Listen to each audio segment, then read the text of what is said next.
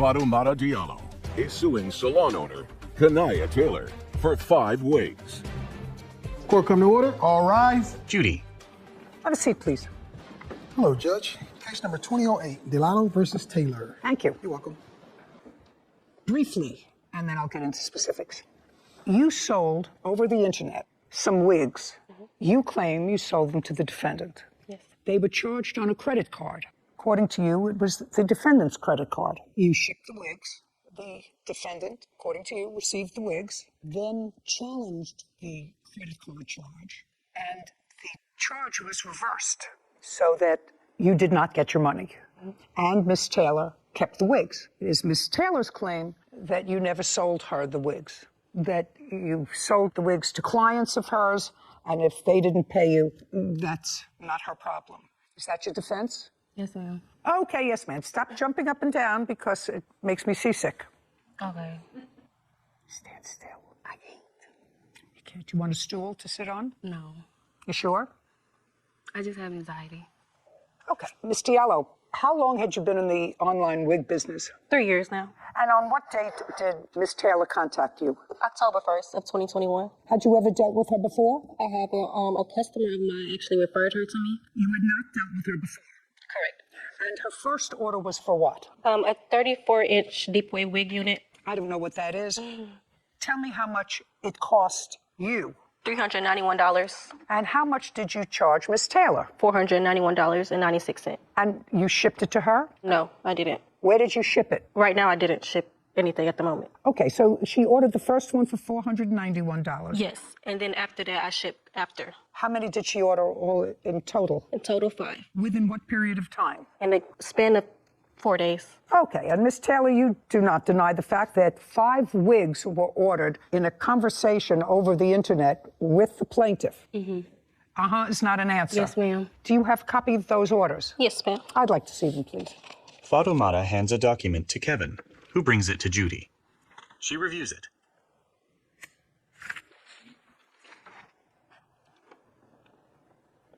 Who's Joyce? One of my clients. Your Honor, that's her. Shh. Do you have a MasterCard? No, ma'am. Did you ever? No, ma'am. Do you have any credit card? Yes, ma'am. How long has Joyce been a client of yours? Probably about a year. When you say she's a client of yours, she comes to your salon? Yes. You have a salon? My apartment. No, I have to do my hair out of my apartment. So she comes to your apartment? Yes, ma'am. And how do you know when she wants to come for an appointment? She'll text me. She'll DM me. Okay, so she texts you, which means she texts you from a phone. Right. Which means that you have your phone, which shows her text messages. Not. What do you mean, not? If she texts you for an appointment, then you know how to contact her. Yeah. And she knows how to contact you. I want to see that. I want to call her. I don't have that phone anymore. Get it. You have to understand where I'm going. Do you understand? Yes. Yes, you understand where I'm going. Who is that? My boyfriend. Your boyfriend. What does he have to do with this? Because he was at the house when her and someone else came to the door. I don't care. Okay. If I were coming to court today and I knew that there was going to be a certain amount of proof that involved some person who is named Joyce, and order confirmation email was sent to Joyce at your email address. Right. Right. And Joyce is somebody who was a client of yours for a year, not too long ago, who's no longer a client of yours. Not isn't an answer. Yes is an answer. Ma'am. But you can't give me her number to call because you lost your phone. Yes. And she blocked me after I start asking her about the dispute. Well, just a second. Well, that's 2 different things. You see, if she may have blocked your number, she won't block my number. That's not what you told me. You told me you don't have that phone anymore. I don't. Well, she blocked me. How do I know that? Her. I don't know. How do I know that? Did. Yeah, right. Okay. Dora Dynasty, is that your? Yes, that's my business. That's your business. Well, these wigs were sent to Dora Dynasty. Right. Right, I know, right. And who is? A client? And is still your client? No. No. Okay, you seem to be having a lot of trouble in your business. How? Yeah. I've been having this trouble ever since the wigs have got delivered, and she hit me about a dispute. Judy smirks. Let me explain something to you. You purchased the wigs based upon her conversation. Just pay careful attention to me. They were all delivered to you. Right. That means you bought them. If somebody stiffed you, that's not her problem. But according to her, and you acknowledge that she sent you 5 wigs, and the is not an answer. Do you understand? You following me? What was the total value of her purchase? $21.96. And can I see the reversal of that charge on your credit card? Yes, ma'am. Now, at some point, your credit card was charged. At some point, your credit card was charged.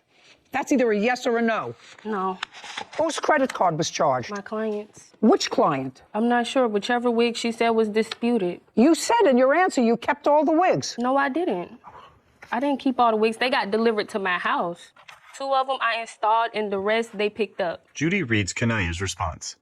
The wigs got shipped directly to my salon. The wig shipped to my apartment because I was going to do their hair. I told them about the vendor. Are you trying to tell me that despite the records that she has, that you were the contact person on all of this, Right. nobody else, Right. just you, Right. that you gave these wigs to somebody else, They the 4 paid other for people? 'em. They paid who? They paid her. They paid for the wigs, and they got them shipped to my house. Were 4 different people charged for the wigs? Yes. 4 different people. Yes. She did 5 different transactions. Are you telling me that the 5 different transactions were all her? All her. That makes my life easy. So what you're saying to me, she charged it on 5 different cards. Yes. No, I didn't. But she is all of those people. All of them. How? I'd like to see it. Please. Fatoumata looks through her documents. And Your Honor, she also admits it on Twitter. She doesn't actually know I have her Twitter account. And this is how she gets them. She orders, May I see it, please? Caption. Coming up. See how you're smiling? Bad. She should have left you home.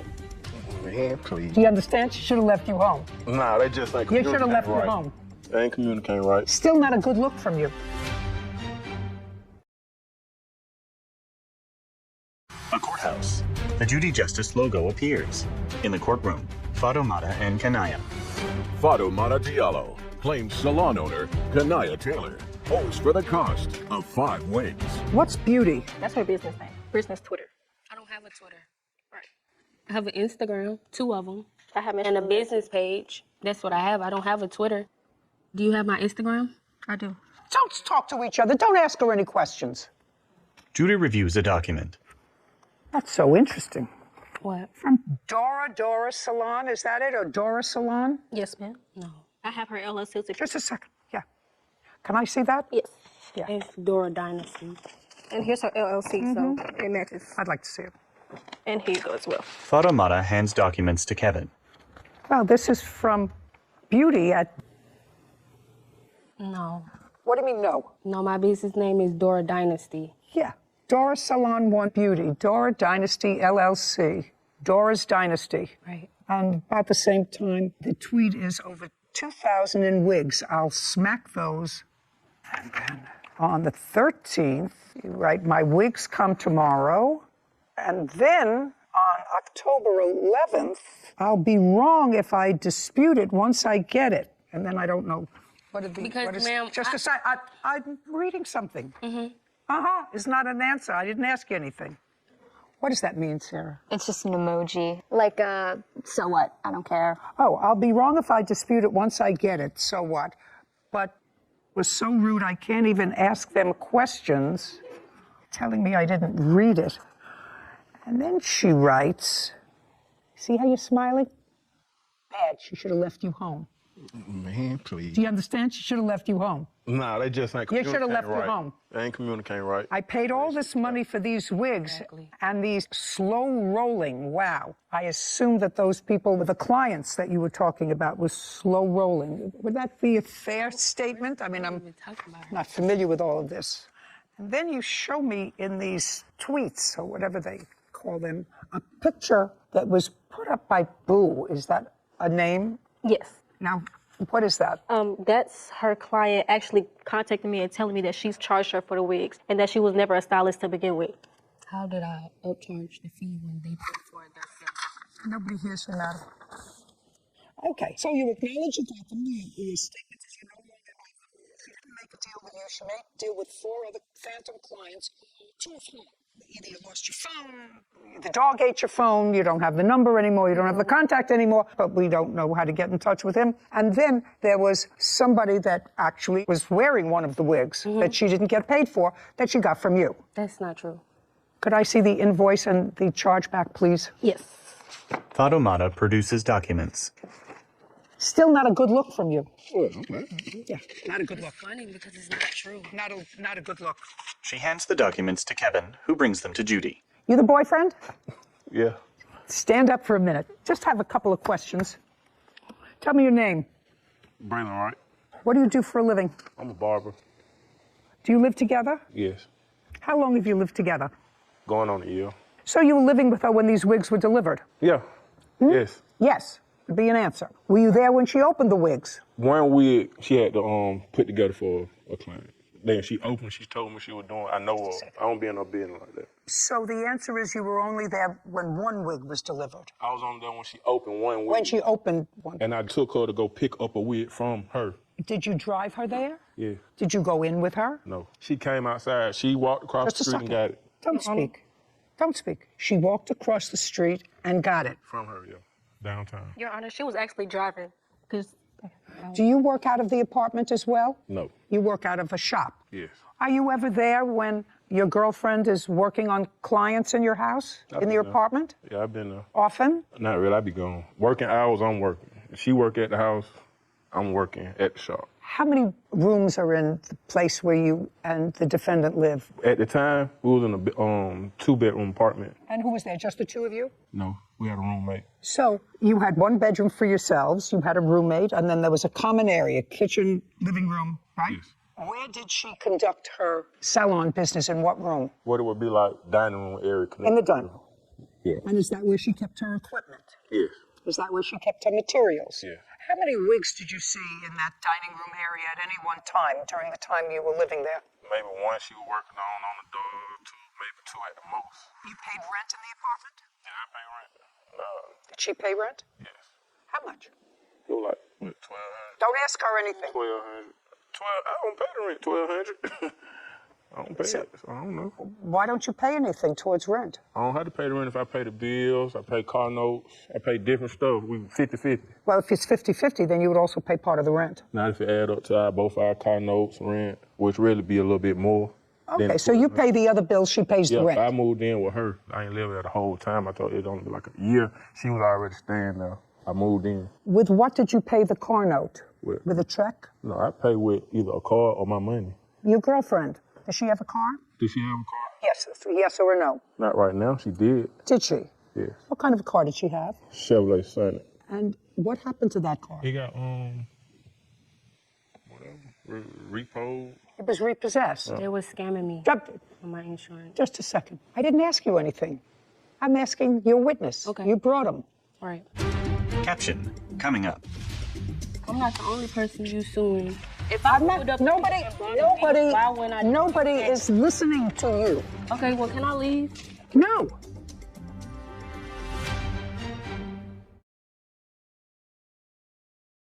The courthouse. The Judy Justice logo appears. In the courtroom, Fatomata and Kanaya.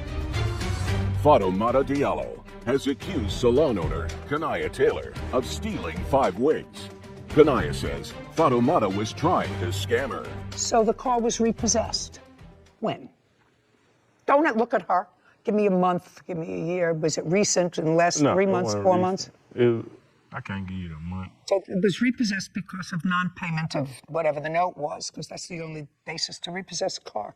Okay. Now, you say you're not living in that same apartment anymore. You were living in this 2-bedroom apartment with a roommate. Mm-hmm. Uh-huh is not an answer. Yeah. Yes is an answer. And you're no longer living in that apartment. No. And what happened to that apartment? I moved. She moved with me. Okay. You moved when? November. November of 2021. Yeah. Just about the time of all these disputes over wigs. Did your roommate remain in the apartment? Yes. Did you have a lease in that apartment? Yes. Was your lease over, or did you move out during the lease? It was over, and I renewed it for my roommate. Now, the lease was in your name. Mm-hmm. Uh-huh is not an answer. Yes is an answer, and you renewed the lease even though you moved out. Yes, ma'am. Where are you living now? In Conyers.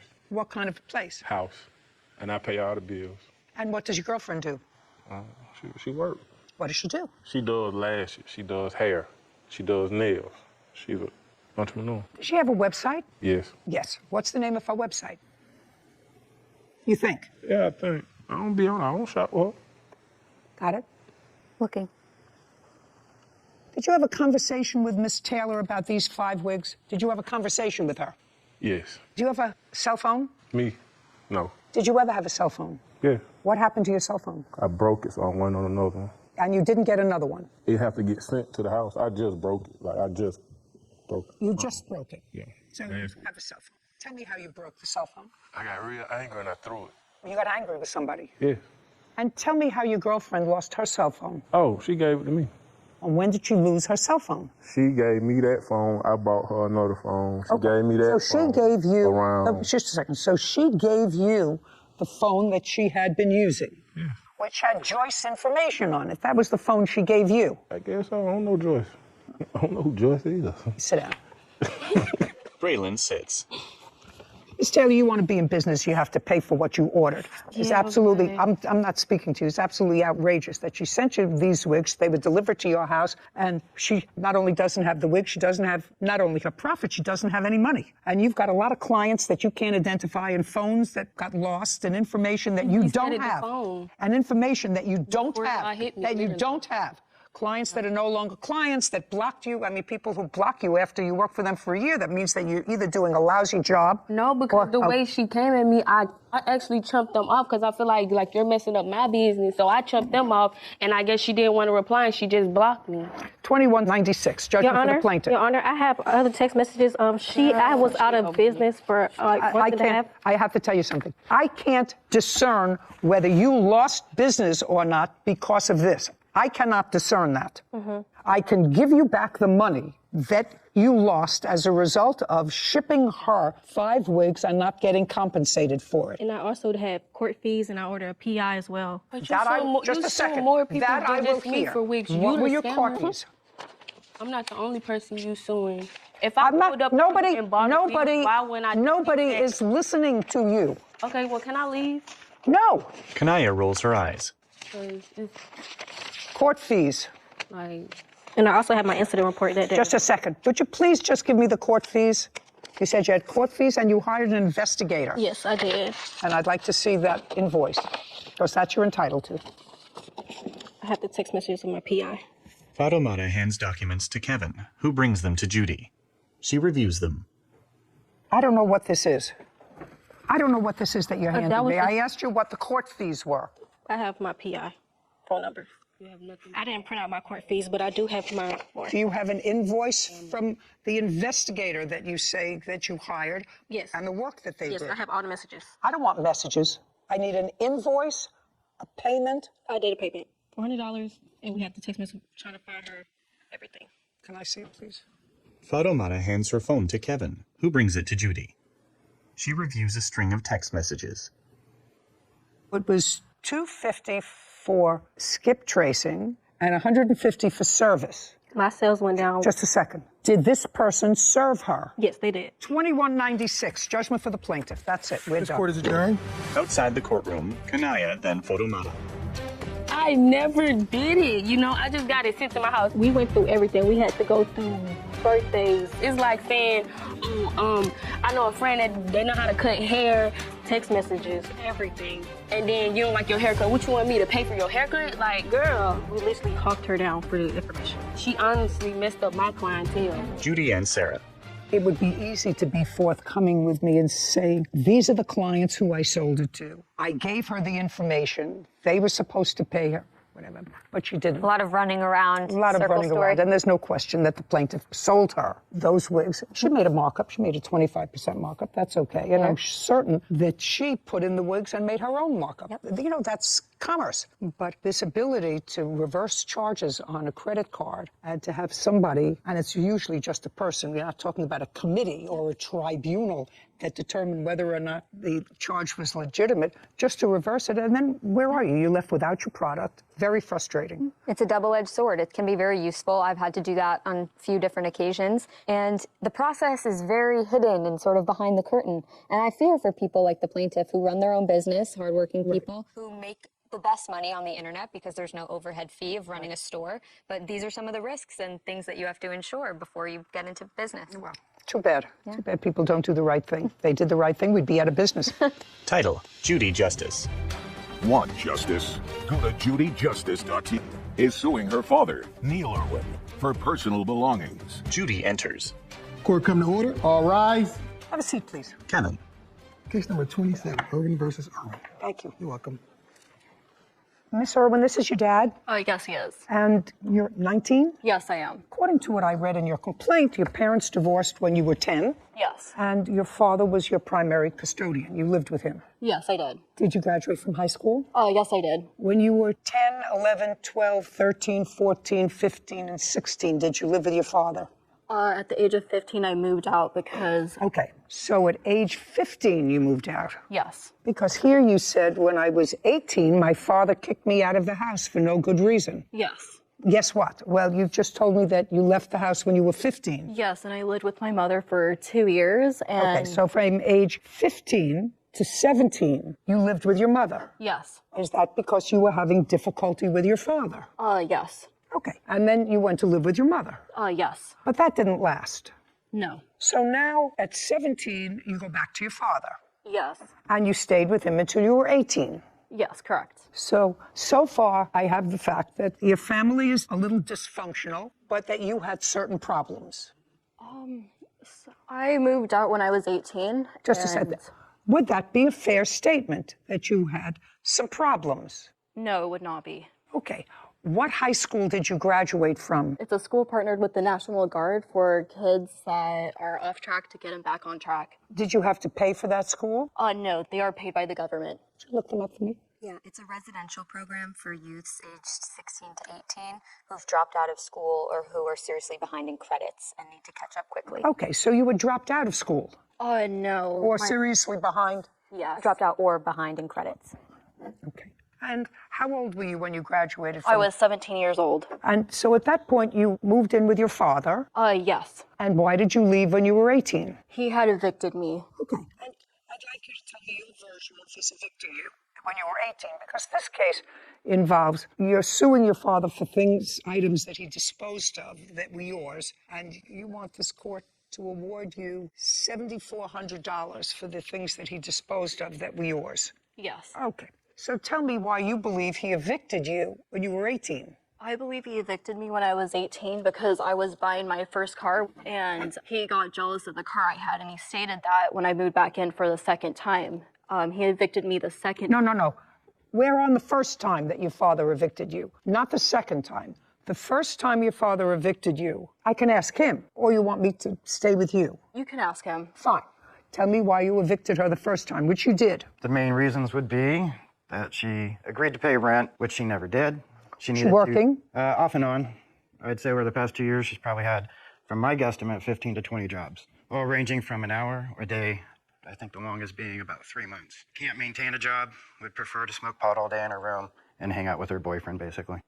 Which at the time, for the first eviction, she did not know Corey. Okay. But she still does the same thing. Yeah, well, that's unfortunate. That's what you indicate here.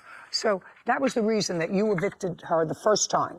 And that was maybe in June? I would have filed that June 9th of 2021. Okay. But she came back shortly thereafter, in October.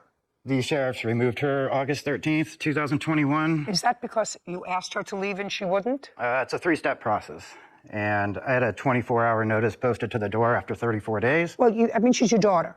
Yeah. So there must have been some discussion, Mr. Irwin, with her. You saying to her, listen, this is not working out. There wasn't a discussion, Your Honor. Was not? I served her the first notice. We talked about it. Oh, you talked about it? Prior to me filing. I told her I would do it. I don't think she believed me. She knew you wanted her to leave as a result of that discussion. Yes. And she didn't. She did not. She had lived with you off and on, with the exception of 2 years that she lived with her mother. and part of it in a residential program. It's a residential program, correct? Yes. When she lived with you, she was 10 years old. Can you tell me, Mr. Irwin, from the time she was 10 until the time she was 18 and she was ultimately evicted, what items in the house she purchased? Bed, TVs, anything big? She never purchased anything. When she came back from her mother, what did she come back with? I believe just a few clothes and a bag.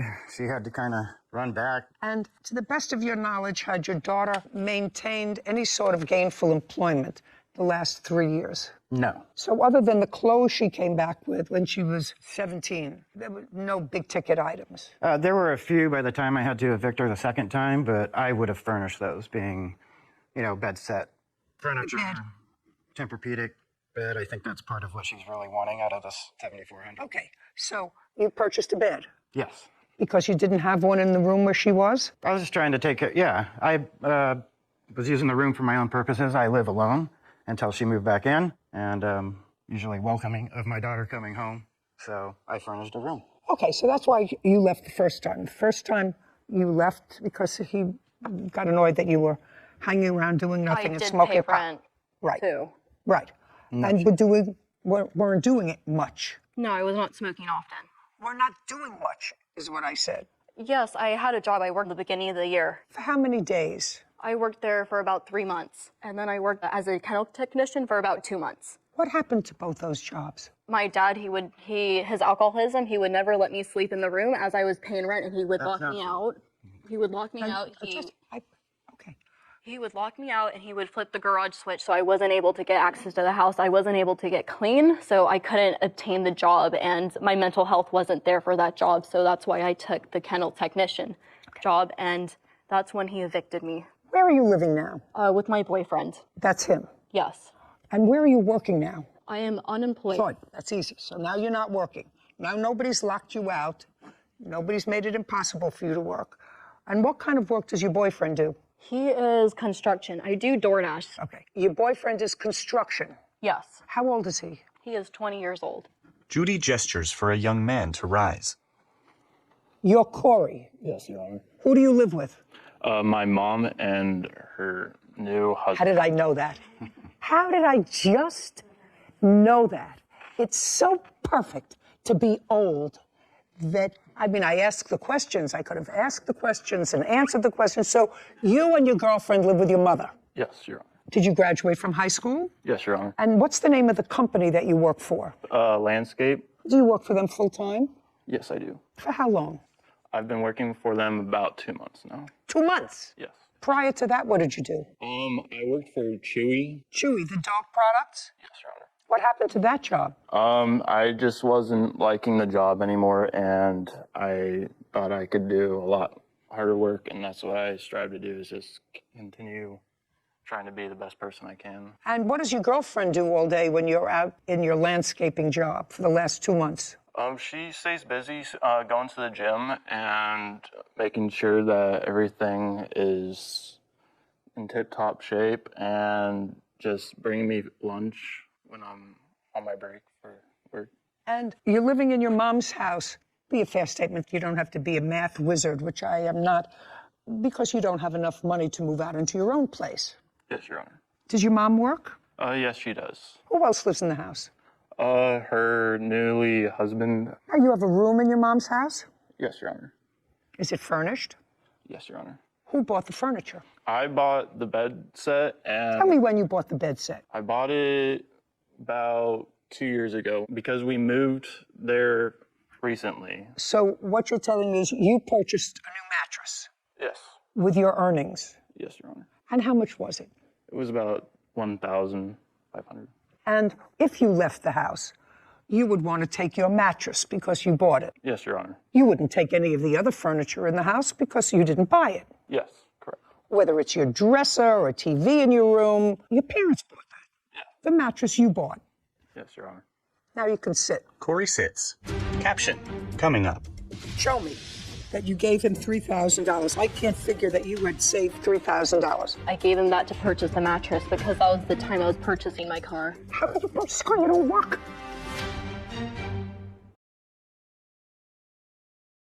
A courthouse. The Judy Justice logo appears. In the courtroom, Isabel and Neil. 19-year-old Isabel Irwin claims her father, Neil Irwin, owes for personal belongings. Now, I'm going to sort of pull this together. Eventually, you moved back into the house after an initial eviction and you weren't doing well, I assume. Yes. And then you came back a couple of months later and asked your father if you could move back in. Yes. And he said, okay. Yes. And that didn't work out. He was unhappy with the arrangement. I was paying rent before. He was kicking me out, so I decided not to pay rent. Whatever the reason, he wasn't happy with it. You were gone for a couple of months. He evicted me, yes. Yes. Well, he evicted you for a reason, Miss Irwin. You have to stop being a baby. He evicted you for a reason. He took you back because you went there. You said, I have no place to go. I assume, without going into specifics, because you look a little frightened, and I don't have to get that praise with you because it sounds like a very sad situation. He said, it's not working out again. I want you to leave. And when you left, you did not, according to you, take your stuff. And your father, at some point after he received a text message from you, which I assume you have, sir? I do. Which said, have a nice life. After he received that, waited a while and disposed. That was a statement I made because I asked him to help me fill up my tires because they needed air, and I saw him pull into the Safeway parking lot and leave with his groceries, and he never helped me. Okay, so you said have a nice life.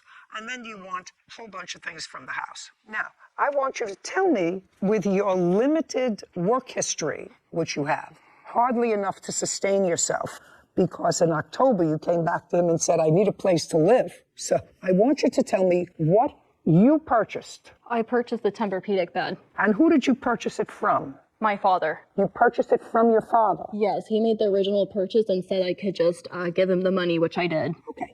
And how much did you give him for the mattress? $3,000. That's incorrect. Show me that you gave him $3,000. I can't figure that you had saved $3,000. I gave him that to purchase the mattress because that was the time I was purchasing my car. How could you purchase a car? You don't work.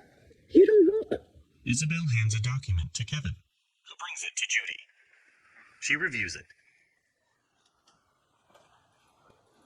The first This one doesn't tell me anything. Transaction, This doesn't tell me anything. You want to tell me that tells me nothing. You want to give that to her. I would have to find credible, Miss Irwin, that you had managed to save from your job that you had for 3 months while you claim you were paying your father rent, $3,000. It was the leftover money from me purchasing my car. Oh, I don't believe that. For 1 second.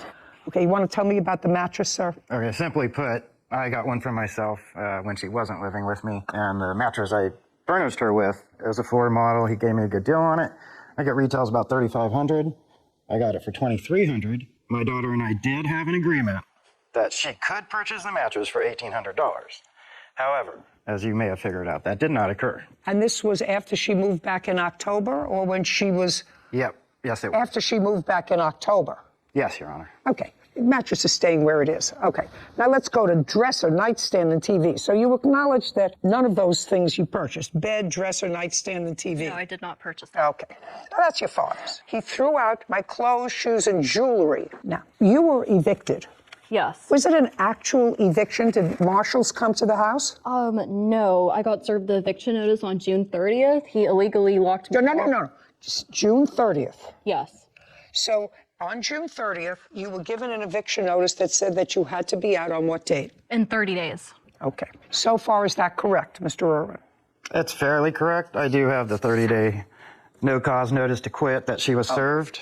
Okay. And on what date did you leave? On July 1st, because he had thrown a camera Just a second. at my boyfriend. You left on July 1st? Yes. Tell me how you left. I packed a small bag, and I had left. You packed a small bag that contained what? A few of my clothes and whatever I could grab for a few nights. And where did you go?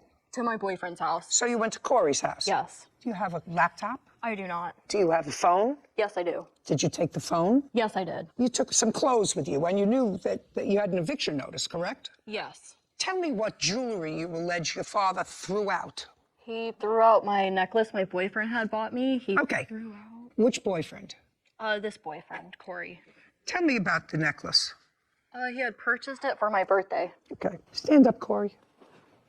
Tell me about the necklace you purchased. I had purchased it from K Jewelers. I had purchased it for about $250. Okay. When? On her birthday, just a little before. When's her birthday? February 20th. Did she wear the necklace Yes, Your Honor. every day? No, just on occasions, whenever we'd go out and do stuff and all that. When she came to your house with her bag, did you ever see the necklace again? No, I did not, Your Honor. Do you know where this necklace is? I do not. Did you throw away a necklace? I guess anything's possible because when she left and sent me the "have a nice rest of your life" text, it looked like a hoarder's room, so I guess anything could have been in there. Who cleaned it up? I did. Didn't see a necklace. Didn't see a necklace. Were you looking for anything of value?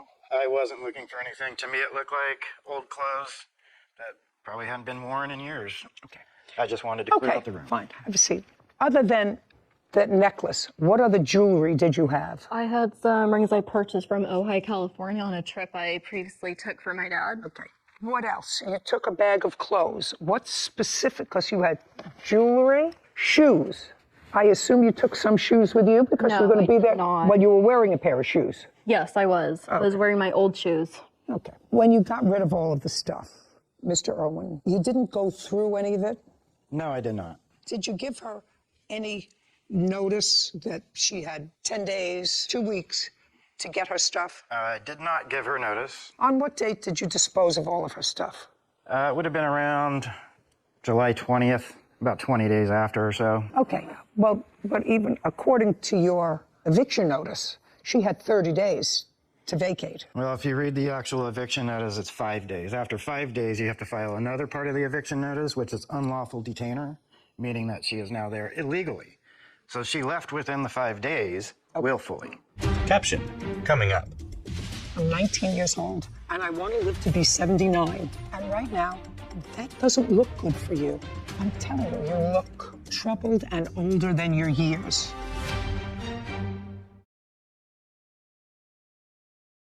A courthouse. The Judy Justice logo appears. In the courtroom, Isabel and Neil.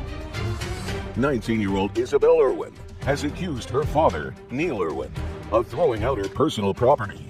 Neil claims he paid for Isabel's belongings. Okay, so you didn't file the next step. I did not. So she left within 5 days. That was... Yes. And she just left the place a mess. A mess, yes. Okay, who is this? This is my mother, Janice Leonard. Could you stand up, please, for a moment?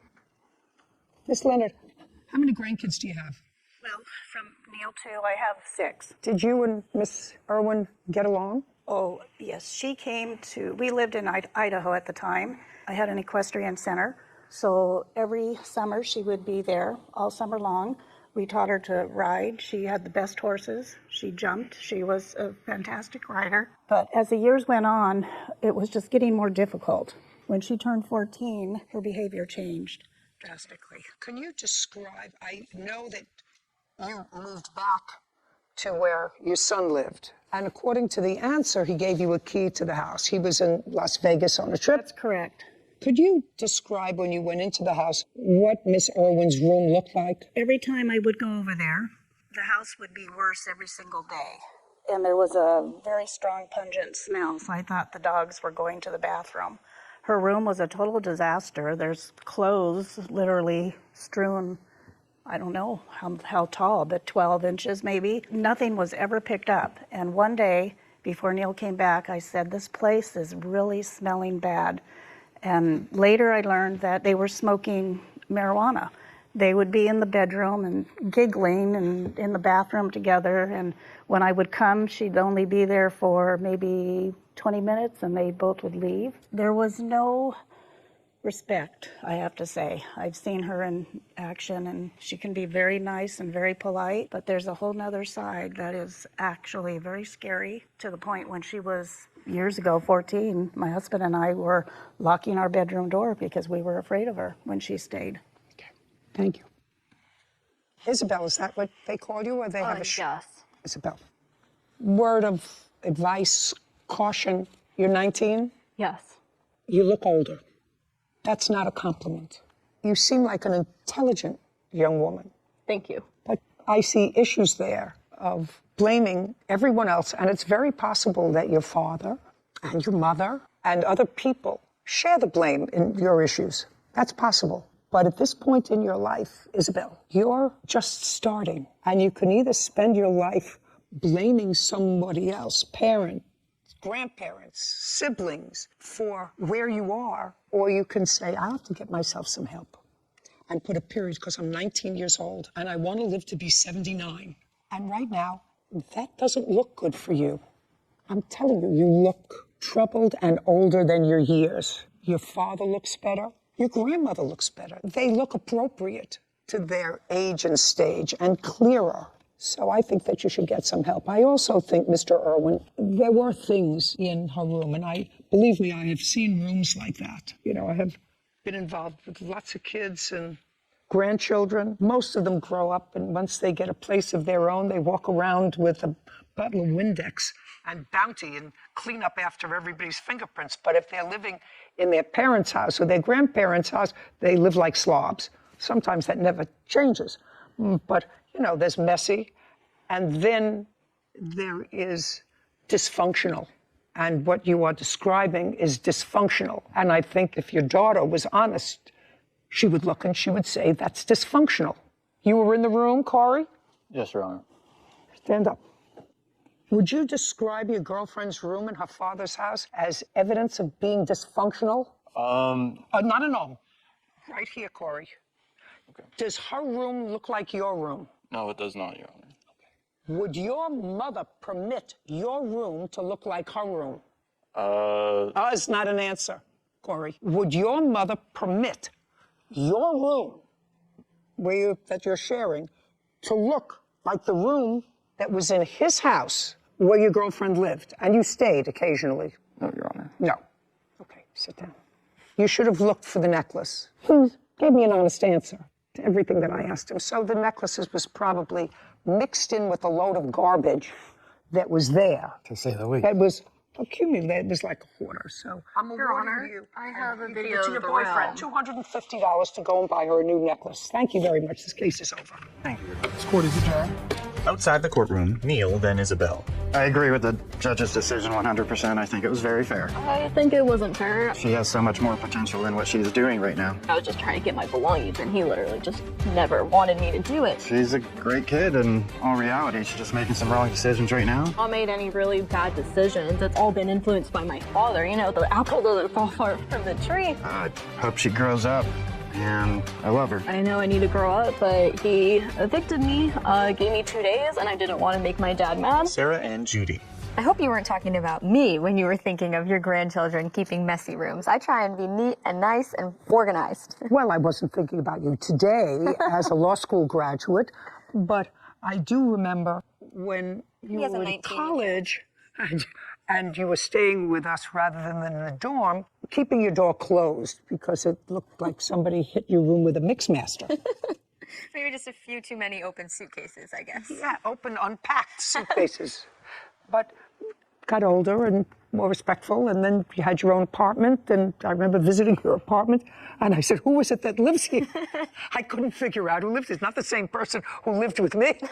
It's a maturity thing, and I think I was shocked to see that she was only 19 years old, in line with what you said to her, that she looks older beyond her years, and some difficulty can do that to you, but you have to take accountability and do what you can to make your life organized and set yourself up for success. That, you know, all that is true.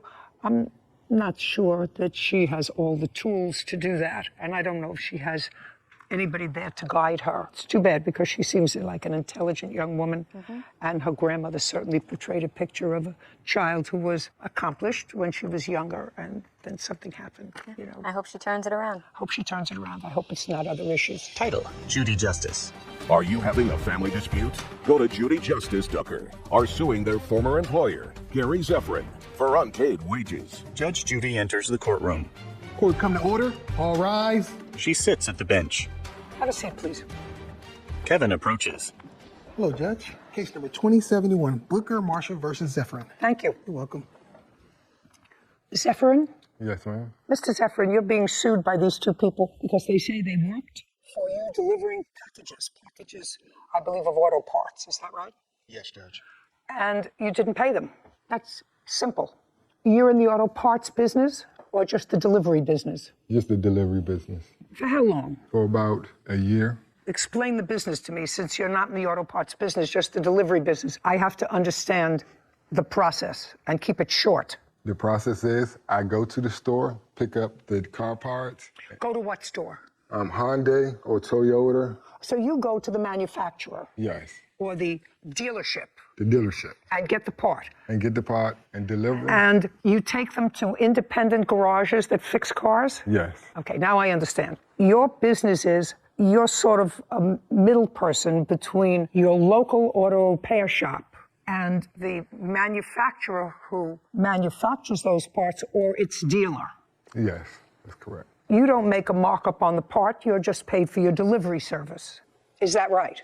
Yes. I do not pay for the parts. All I do is drive and deliver the parts. So the part has already been ordered and paid for Yes. by the garage, by ABC Garage. Yes. They just send you to expedite the delivery. Yes, ma'am. And how much do you get paid for each delivery? Well, it's not by each delivery.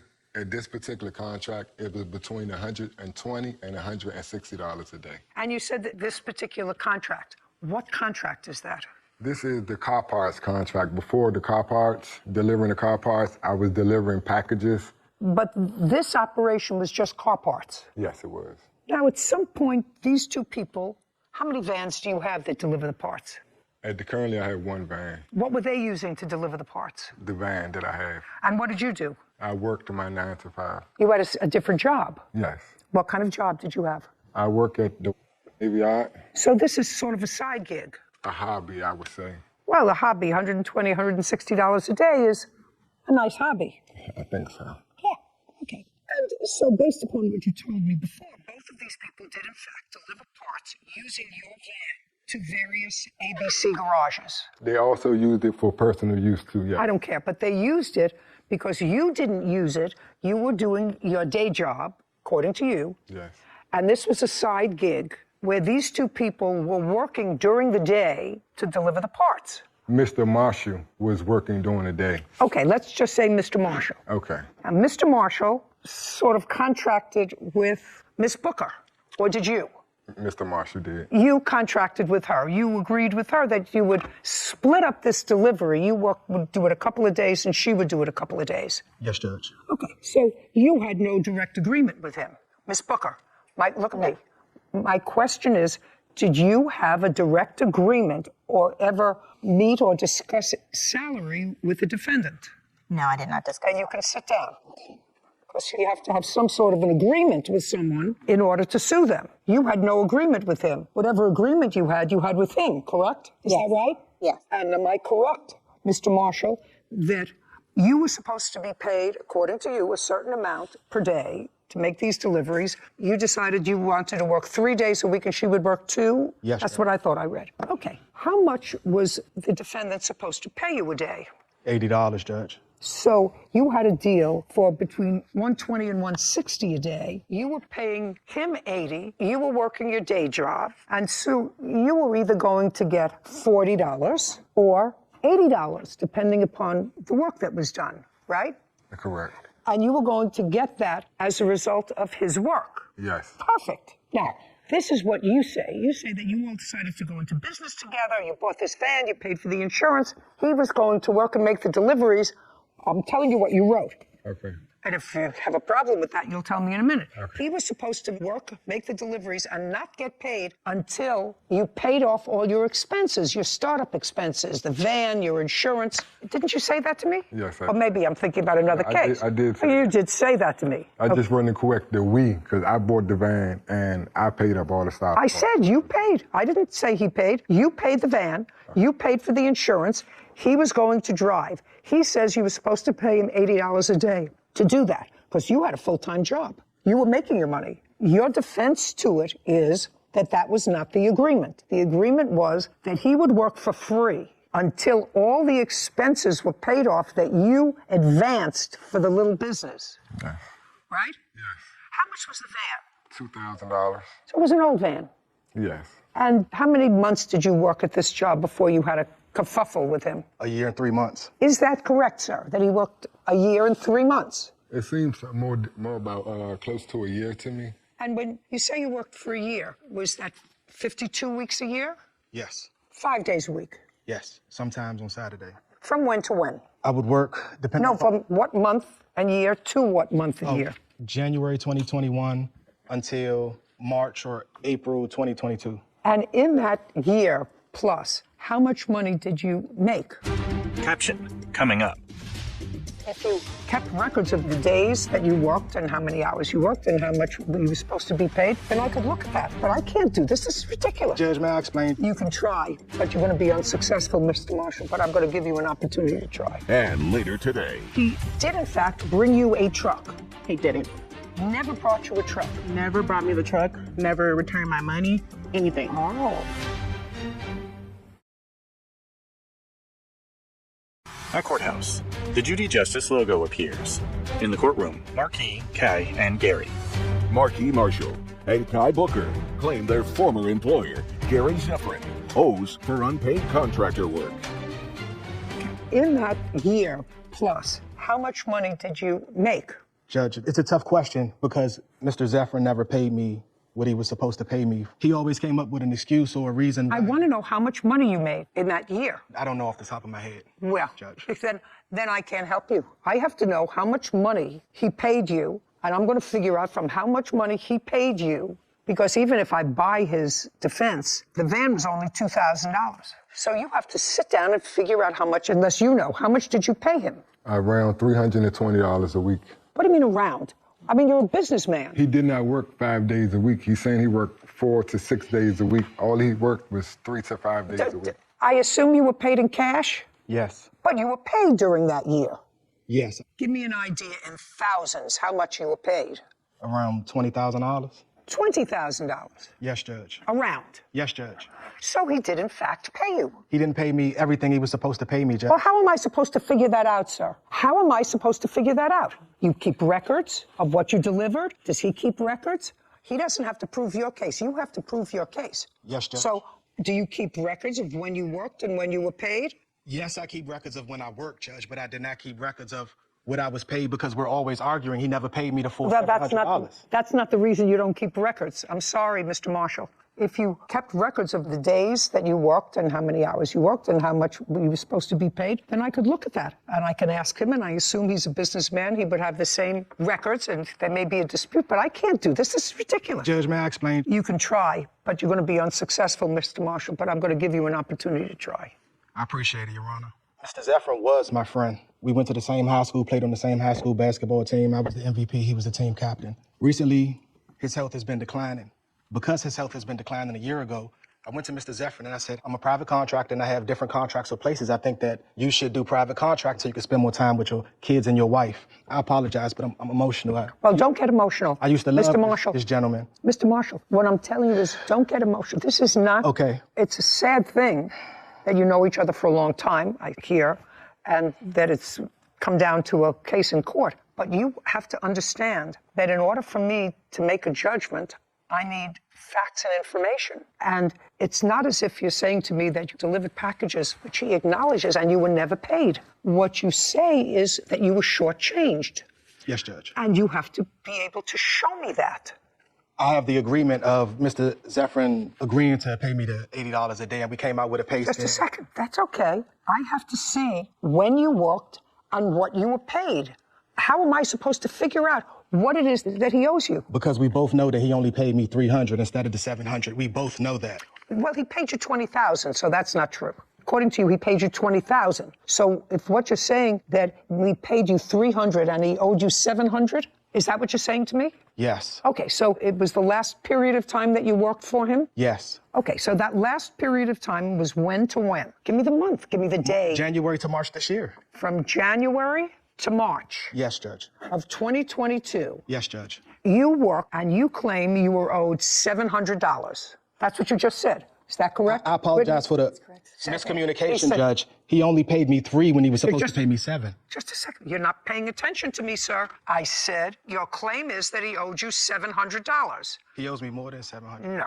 What you said was he owed me $700 and he only paid me $300. Could you read that back? Yes. Could you read that? Yes, Judge. You're correct, Judge. Okay, then we don't have to read it back. That's why I have Whitney. You said he owed me $7, he only paid me $3, which means he owes you $400. Correct, Judge. And that was from A January to a March. Yes, Judge. Do you have any records of that, sir? I paid him in cash, so I don't have any records of the payments that I was paying him. Mr. Marshall, he really never wanted me to keep records. Okay, don't tell me what he wants. It's your business. Don't be foolish, sir. Did you have a dispute with him over this $400? I did. We had many disputes. Okay. Did you, in those disputes, refer to a part that got misdelivered by either the plaintiff or the person who he subcontracted with that caused you to lose a customer? Yes. And was that the reason that you didn't give him the $400? Just listen to my question. You had a dispute after all this time over a part, according to your answer, that was misdelivered to a customer. Yes. Which caused you, according to you, to lose the customer. I don't know that, but that you indicated was the reason that this arrangement went south. So my question to you is that why you didn't pay him the $400? No, it's not. He didn't return my van. Oh, so the reason you didn't pay him the $400 that you acknowledged that you owe him was because he kept your van. And my contract was canceled due to cab booker. Okay. Did you get your van back? Yes, I did. How many days later? 2 days later, after I threatened to call the police. Okay, you owe him the $400, sir. Judgment for the plaintiff for the amount of $400. We're finished. Thank you. This court is adjourned. Gary. You can't keep somebody's van for 48 hours and still expect the money. He's lying about the fact that we stole the van and that we had it for those 2 days.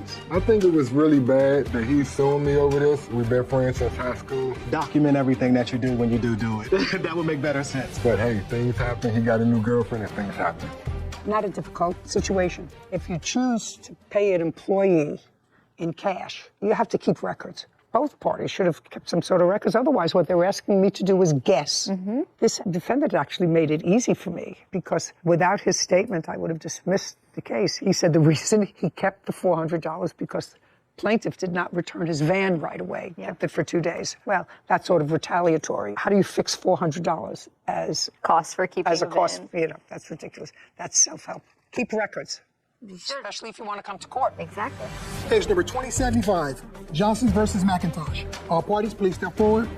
Dominique Johnson is suing her children's uncle, Chris McIntosh, for a truck she never received. Miss Johnson, this is your brother-in-law. I believe that, is it your husband or is he your ex-husband? No, he's just my kid's father. Okay. The father of your children is currently incarcerated? Yes. So he's not your brother-in-law, he's just the brother of the father of your children? Yes. Okay, you have 2 children? I have 3. Is he the uncle of all 3? Yes. Okay. There came a time when you were in need of a new vehicle or a different vehicle. Your car was giving you trouble. Yes. Mr. McIntosh, according to what I've read, has tried to maintain a relationship with his brother's children. Yes. Despite the fact that you no longer have a relationship with him. Yes. And according to what I'm putting together, you reached out to him or you were on the phone with him and told him you needed another car. Yes. And according to you, he said he had a car, a truck. Yes. That he would sell you for $2,700. Yes, that he would personally bring to me.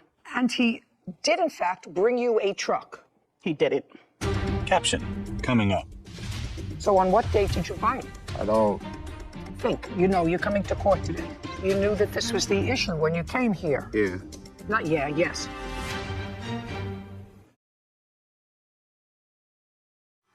A courthouse. The Judy Justice logo appears. In the courtroom, Dominique and Chris. Dominique Johnson claims her children's uncle, Chris McIntosh, owes for the cost of a truck she never received. According to you, he said he had a car, a truck. Yes. That he would sell you for $2,700. Yes, that he would personally bring to me. And he did, in fact, bring you a truck. He didn't. Never brought you a truck. Never brought me the truck, never returned my money, anything. Oh. I even tried Just a second. Okay. So you sent him the $2,700. Yes. What date? June 21st of this year.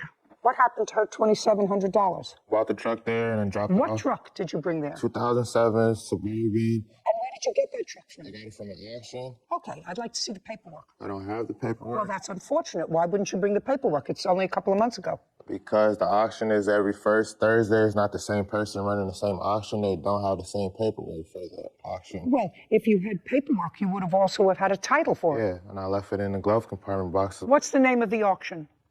Owen. Where are they located? Minneapolis, Minnesota. Sarah, would you look that up? Please. She did send you the money. Correct.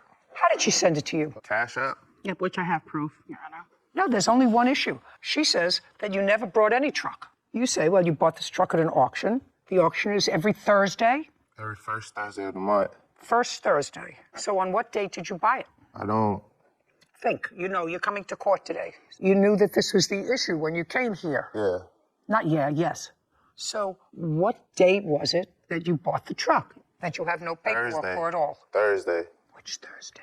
What month was that I bought you the truck?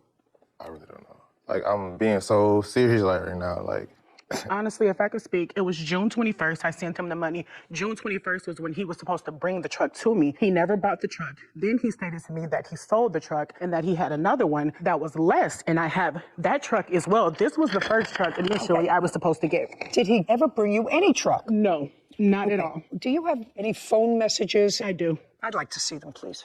And towing. It's a towing and auction house. Okay, say when they have auctions? It doesn't list it on their website, but I could try and see. It's a lot of them, honestly, a lot of messages. Dominique hands her phone to Kevin, who brings it to Judy. I have those dates of the auction. They list their past auctions. There was one May 5th of this year, June 5th of this year, July 2nd, August 6th, and September 3rd of this year. June all what? most recent. June 5th. And I actually have a list of every car that was included in that June 5th auction. So if you give me the make and model, I could see if it was included in that auction on June 5th. You went in June for the auction or in July? yeah, June 5th. He said a 2007 Yukon, right? No, Suburban. 2007 Suburban. There was actually two different trucks that... Well, that's the one he said he bought.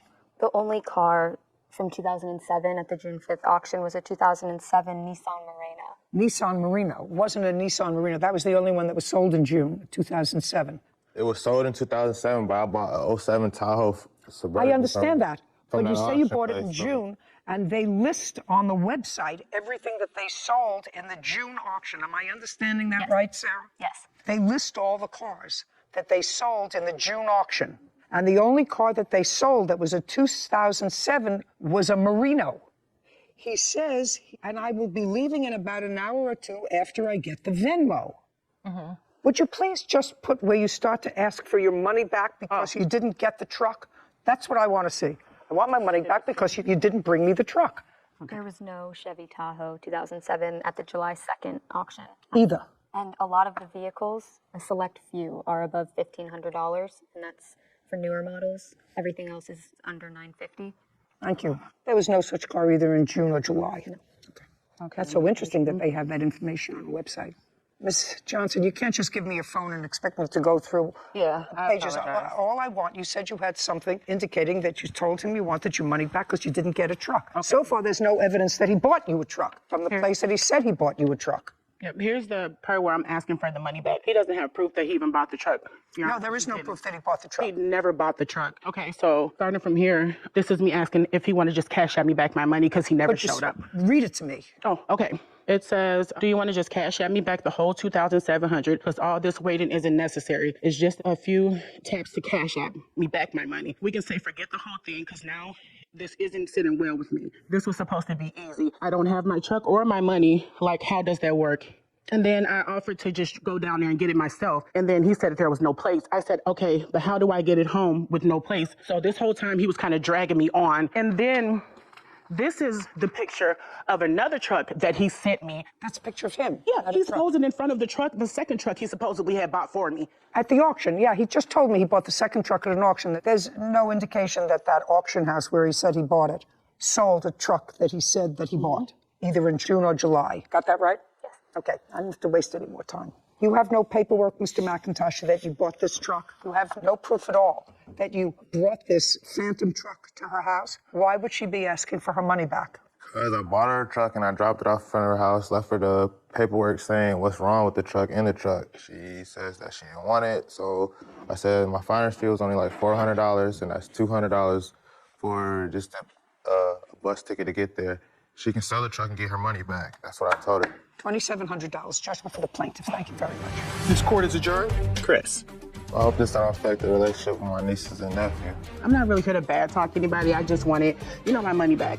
I left her there with the papers and the receipts. Right is right, wrong is wrong. She said she didn't want it. I told her she can sell it back, get her money back.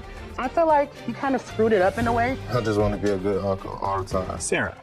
I love when a website is so meticulous and gives us all the evidence that we need. This website had a very well planned out photos. Towing company. Towing and auctioneer house had every single auction, every car that was sold, photos, the username of the person who purchased it, and the price of the vehicle. I can't imagine a company like that doing that voluntarily. And it has to be by law to be licensed in order to avoid stolen cars being auctioned off. Has to be very smart. Yeah, good way to track the evidence. That was impressive. Yeah. Thank you. Of course. Title, Judy Justice. Are you having a family dispute? Go to judyjustice.He's suing his ex-girlfriend, Joangela Stroger, for a phone and gas money. Court come to order. All rise. Have a seat, please. Evan approaches the bench. Case 2087, Self versus Stroger. Thank you. You're welcome. Judy turns to David. Your last name is Self? That's correct. There are two parts to your claim. I'm going to get and take your hands out of your pockets. Sorry about that. I'm going to get and dismiss one of them and get to the one that is important. You and the defendant were in a dating sort of relationship. That dating relationship sort of continued for a while. At some point, you had an argument and she left you. She stranded you. That was in July of 2022. You say you had an argument, she drove off and she left you stranded. You had to get a hotel for the night. You had to pay a friend for gas money. Blah, blah, blah, blah. Correct. Forget that. That's what happens when you have a fight with your girlfriend. Okay. You have a fight with your girlfriend. How old are you? I'm almost 40. Well, for someone almost 40, they know how to get home. Correct. Okay, good. So let's get to what your lawsuit is. It's really about a phone that you say the defendant is responsible for losing or taking. Taking our videos. Taking. And the defendant in some way acknowledges that she disposed of your phone, and she says she had very good cause to dispose of your phone. She's going to tell me why. So I'm going to get some dates from you, Mr. Self, and I'm going to, at the same time, explore what I see is her answer and her counterclaim. Okay. Now, after the two of you had broken up, Miss Stroger was at a bar, and she was at a bar on what date? I would say that would be the 16th. It was actually on the 19th. August 2nd. 8-2. You see how... She knows better about these dates than I do. Well, but it's your case. I understand that. So let's say she's right, that it happened on August 2nd. Okay. And at that time, the two of you were no longer dating or a couple. Yes. And you were going to a bar. And when you got there, was the defendant there? Not that I was aware of at the particular time. You didn't see her? I didn't see her, no. What time did you get to the bar? I'd say about 4 or 5. Anybody else at the bar? There's quite a bit of people there, you know. How many people? I'd say about 30. Anybody you knew? Quite a bit of people. Of the 30 people there, how many people did you know? I'd say at least 10. But you indicate when you got there, you did not see the defendant. No, I wasn't paying attention to her at the particular time. Well, you say that there were 30 people in the bar, Correct. 10 of whom you knew, so you knew some people, and this was a former girlfriend of yours with whom you had been close association and intimate, right? Correct. And you didn't see her. Well, they have a back patio, and then they also have the indoors, and it's like that. And then they have a front area, too, as well, so. Tell me, Mr. Self, when did you, in fact, see her? It's when she was doing the bowling. And that was a little bit later on when I was playing pool. About what time was that? I don't know, probably like 7 or 8. So you had been in the bar for between 3 and 4 hours. Yes. Okay, so now you're at the bar for 3 or 4 hours. And are your friends there, these 10 people that you knew? Yes. Now, I'm going to go back a little bit to the breakup that you two had. Gotcha. Was it a mutual breakup? So what ended up happening and everything like that, we had a disagreement on the 23rd in Norco, and she left me stranded there, so I had to get another friend to give me a ride back to my residence. I can't understand a word you're saying because you're speaking too fast. On the 23rd, Better. she left me at a barbecue, and had a friend give me a ride back to Riverside, California. A friend who was at the barbecue. Yes, that's correct. Okay, so you were at a barbecue with her, That's correct. and that was how far away from where you were living in Riverside? I'd say about 20 minutes away. And your friend was at the barbecue, and after you had an argument with her, your friend took you home. Prior? No, not prior. Is that what you just said to me? In Norco, California, is when she left me at a barbecue. And then at the bar, or when we were down in Huntington Beach on the 30th, she left me. I have video that shows all that. All right. I asked you whether the breakup was acrimonious. So one time she left you at a barbecue where you knew somebody who drove you home. Correct. And you didn't stay in a motel, you didn't do anything else. Okay, good. And then she did it again. Yes. Is that what you're saying to me? Yes. And the second time was when? It was on the 30th. Okay. And that is the time when you say you had to spend some time over. So after she left you the second time, is that when you no longer communicated with her? That's correct. Did you say, why did you leave me? How dare you leave me? You didn't have any communication by text or phone or anything else, is what I'm asking you. So her cousin's supposed to play in the band. She showed up late. She was upset and distraught about showing up late. Who showed up late? We did, because I was with her. I just need a date of that, 30th. sir. I have on the 30th. So she was upset that you showed up late, and? We showed up late to her cousin's thing. They're supposed to be at 2 o'clock. We got there about 2:05. She's upset about that. When we were driving down the road, because we're trying to find parking, which everybody was around and everything, she was getting upset and getting angry with another driver, to the point where I had to pull the e-brake to stop the vehicle, as I thought she was going to run into it. And I then tried what to happened? de-escalate the situation as much as possible. Mind you, there's 2 minors around the back. I would just like to know, was the breakup, I'm trying to figure out, was the breakup acrimonious or mutual on the 30th? Who broke up with whom? She left me. She left you there. That's correct. On the 30th. After she left you there on the 30th, did you have any communication with her? I was done with it. Just a second. So after the 30th, you didn't see her or communicate with her until you saw her on August 2nd, is what you're saying. Yes. I didn't see her again. Didn't see her again or communicate with her from the 30th of July until August 2nd, a few days later. Yes. Is that what you're saying? I believe so. I can look at my records right now to see, but I don't believe I gave her a call or anything like that. Okay. And when you saw her at the bar that you were in, you saw her later between 6 and 7. She was bowling. Is that an answer? The answer is yes. Yes. She was bowling, you were playing pool. Correct. And what this is about is your phone, which you're missing. So tell me about the phone, sir.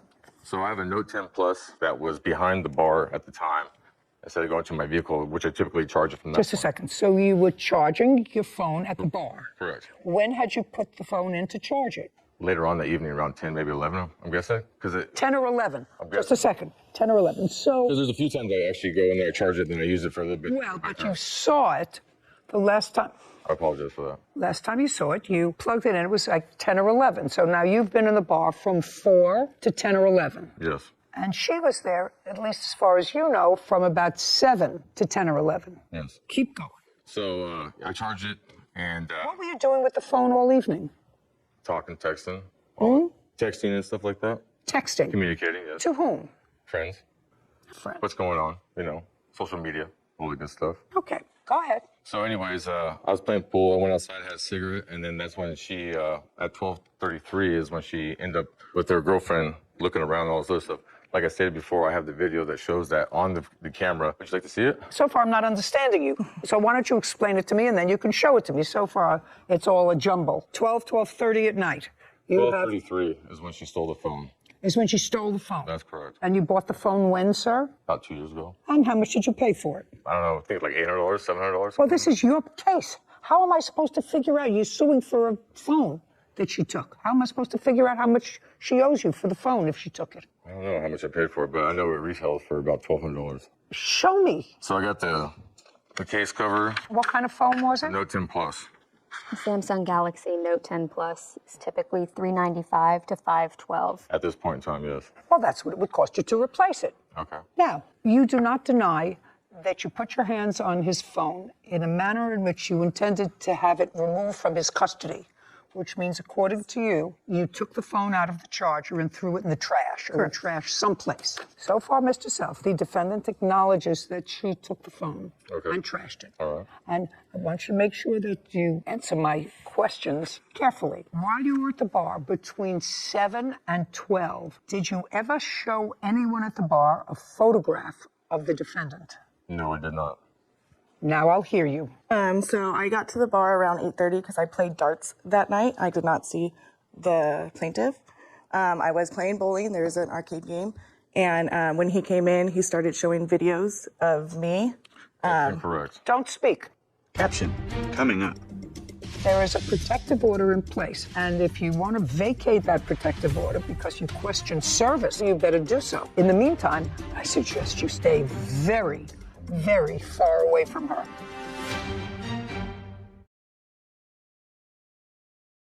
A courthouse.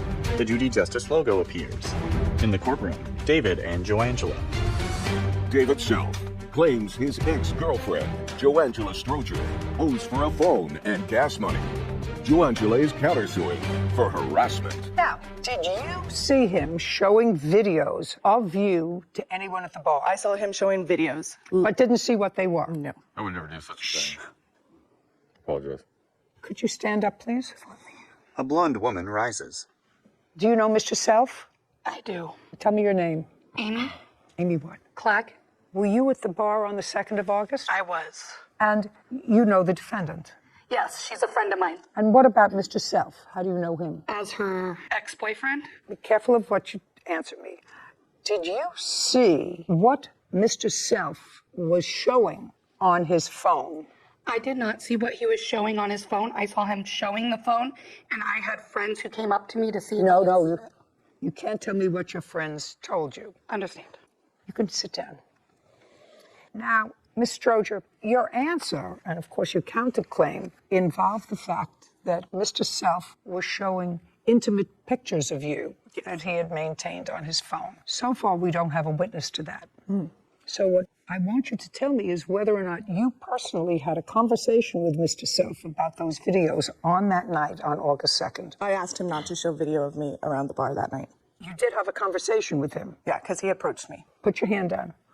I want you to tell me about the conversation. He approached me basically. I don't want to hear basically. He approached me what time? saying hi about 9:30 that night. Approached me saying hi. I told him I didn't want anything to do with him, that I had seen him showing videos, and that I was told that it was sexual videos of myself. And what did he say? He said he can do what he wants with his phone and walked away. Do you recall that conversation, Mr. Self? There was no conversation that took place. The only video. No. Slowly. There was no conversation, There was no conversation that whatsoever took place. that took place about anything like that.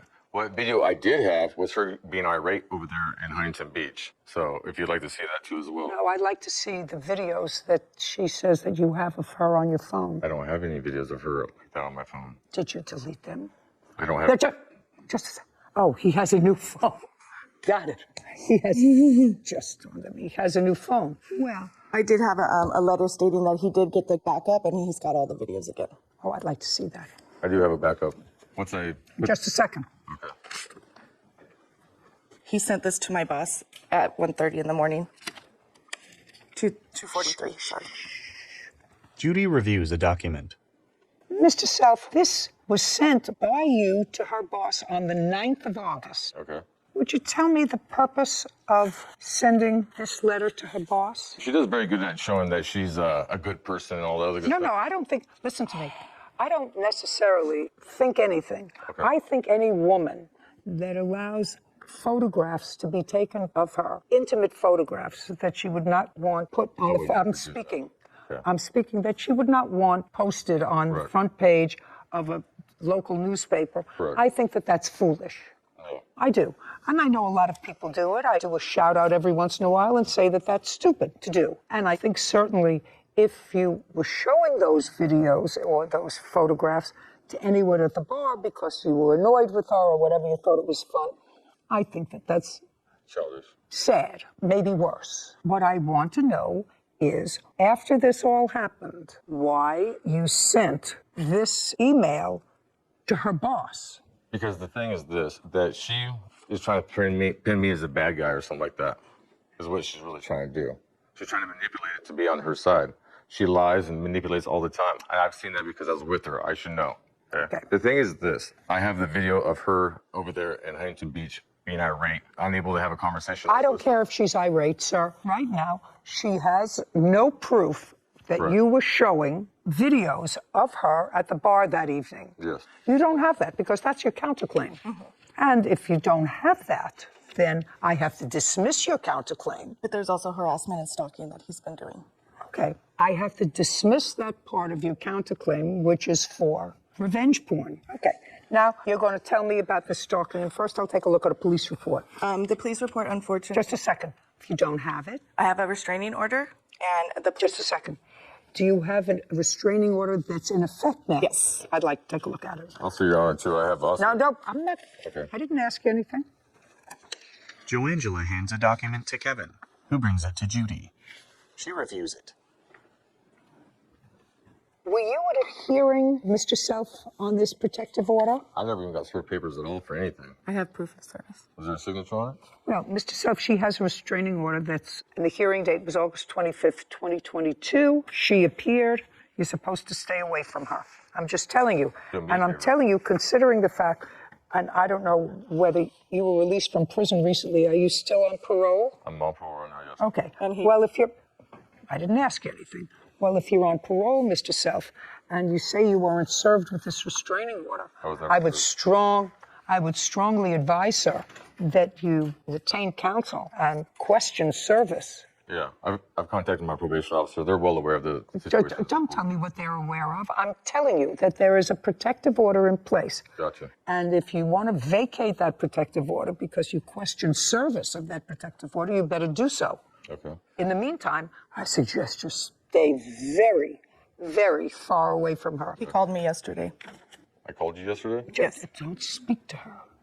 Tell me what the conversation was yesterday. I was on my way to work, and I didn't know the phone number, so I answered it, and he said, please just give me a minute, and I hung up. Did you call her yesterday from that phone? There is a phone. Just a second. That would be a yes. Yes. Okay, and you know this situation is hostile, Yes, and you knew you were coming here today. that's correct. Would you tell me, please, why you called her yesterday? I didn't mean to call her by any means.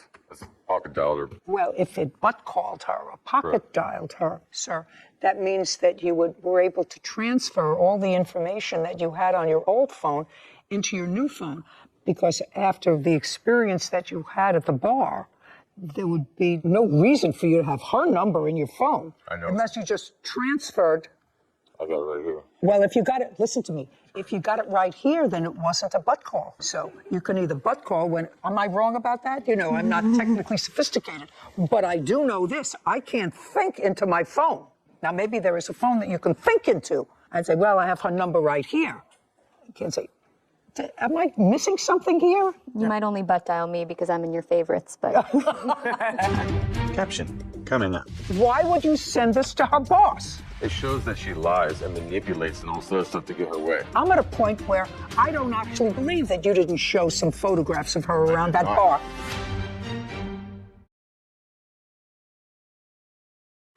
A courthouse. The Judy Justice logo appears. In the courtroom, David and Joangela. David Self is accusing his ex-girlfriend, Joangela Stroger, of throwing away his phone. Joangela is countersuing, claiming David shared private photos of her. Okay, so you called her. You want to tell me why you called her yesterday? I accidentally called her What's her number doing in your phone?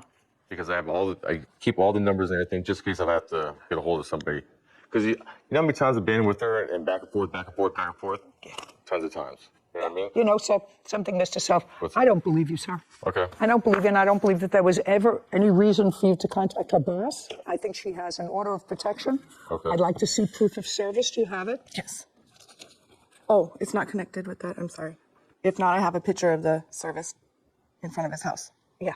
Service name. So it was personal service. And I do have a video after the fact of where she's talking about the individual coming to the house. So I I'm recorded just reading the proof of service, sir. You said you weren't served. I I'd was like to served. see proof of service. If you had proof of service, you were served. I wasn't served. Okay. Just because you took a picture in front of the house and everything doesn't necessarily mean anything. Oh, yeah, it does.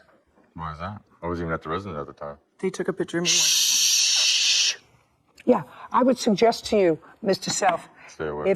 I would suggest to you that hire a lawyer. Okay. If you think that the service was improper, I'm satisfied with it, and another judge was satisfied with it, and I still don't understand why you wrote to her boss. Why you wrote to her boss afterwards. Any other communications? To my boss, yes.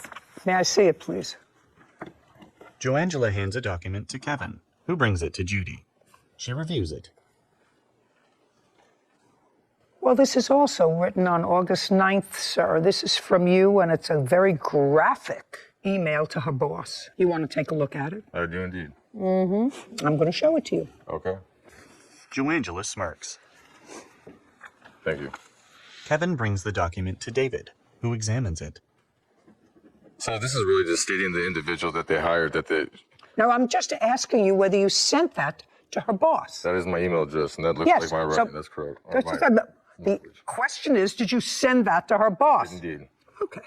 May I have it, please? And that was after the events, a week after the events of the 2nd of August, right? Okay, yes. You want to tell me why you sent that to her boss? Well... I mean, it's not telling them that she's a thief. You have to be careful of her. It's talking about sexual things. Where is it saying sexual things in that? Oh, very easy. You say she lies to her boss about cramps while we lay in bed. She is literally taking up the work saying that she's, sick or... So I'm asking you why. Why would you send this to her boss? It shows that she lies and manipulates and all sorts of stuff to get her way. Okay. The fact of nature, I understand that. I've been to prison and all sorts of stuff. I could be the bad guy and all that great stuff. I understand that. I'm not saying she's a good person. Correct. I'm not saying you're a bad person. Correct. She's got to pay for her phone. Yes. You got to pay for this. Because I'm at a point where I don't actually believe that you didn't show some photographs of her around that bar. I don't believe that you didn't show some photographs of her around that bar. I would never do such a thing. Just a second. Well, the same person who would never do such a thing wrote to her boss that you were present when she called her boss and said, I can't come to her because I have cramps, and she was laying in bed with you. Correct. Okay? And that same person wouldn't show a picture. No. Okay, good. On your counterclaim, I am awarding you $5,000 on your counterclaim. From that, I'm taking off the $500 because he had no right to trash his phone. There are alternatives. One of them is not trashing his phone. Therefore, ordering on the counterclaim a judgment for the defendant to the amount of $4,500. Plaintiff's case is dismissed. We're done. Thank you very much. This court is adjourned. David, then Joangela. She gets away with it again. The judge is very fair. Unfortunately, he tried to make me look like a bad guy, but the judge can see right through him. You guys show videos? Yes, where she would be right over there at Huntington Beach. That he's showing sexual videos of me and him. The nudes and all that stuff? No. Why would I do something like that? I went black, and that's the only reason why I threw the phone in the trash in the first place, because I felt helpless. She sold me on this great person and everything, but come to find out, this is not what it is. I gotta just be more careful with the phone around. Judy. I guess, Sarah, it's because of my generation. But I've been saying for a very long time, even before the internet, because, I was, in fact, young at some point in my life, and they did have all kinds of cameras and Polaroid cameras back in the day. But never take a photograph of yourself or allow a photograph to be taken that you wouldn't like to see on the front page of the New York Times. And now with social media, I think that that's more true than ever. To me, why would you post anything or take a picture, allow a picture to be taken that might later embarrass you? I agree to an extent, but I disagree with you that in this case, because the defendant mentioned that the plaintiff had taken some of this video and photo without her permission. And I think that now it can get a little bit blurry as to, well, I didn't approve my photo taken. Obviously, a sexually explicit photo getting sent to your boss is not the intended purpose of that photo. I think whoever sends that photo, misdirecting the intention of the photo, is the one that should be held accountable, not the person that was sending it in for a purpose of a long-distance relationship. There's many reasons why now people might send photos that they wouldn't want plastered on the front page of the New York Times. But as the recipient of a photo like that, you're not supposed to republish it. You have a responsibility, if you care enough about that person, to keep its intended purpose private. I absolutely agree with you. But it is bad judgment, so I don't mind repeating at least my perspective, which is, if you don't want to see it out there, don't take it. Title, Judy Justice. Have you been cheated? Go to judyjustice.tv. Noah Joyner and Harlan Hendrickson are suing their former employer, Christopher Ricks, for unpaid wages and vandalism. Court come to order. All rise.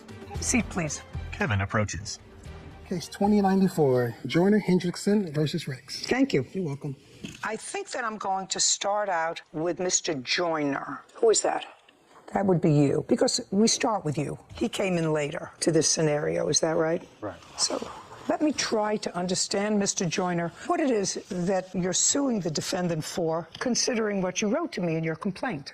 You were looking for a job. Whatever business you had went south, and you didn't have any money. That's not true. Well, let's see. It wasn't said like that, but we did not lose a After losing my jewelry business. Yes, ma'am. That's not right. Well, that's what you signed in your complaint. Yes. So I can only go by what you signed in your deposition. That you lost your jewelry business, that's what it says. That you were looking for a job. The defendant has a theater, among other businesses. Yes, ma'am. And you sought out the defendant, Mr. Joyner? Yes, ma'am.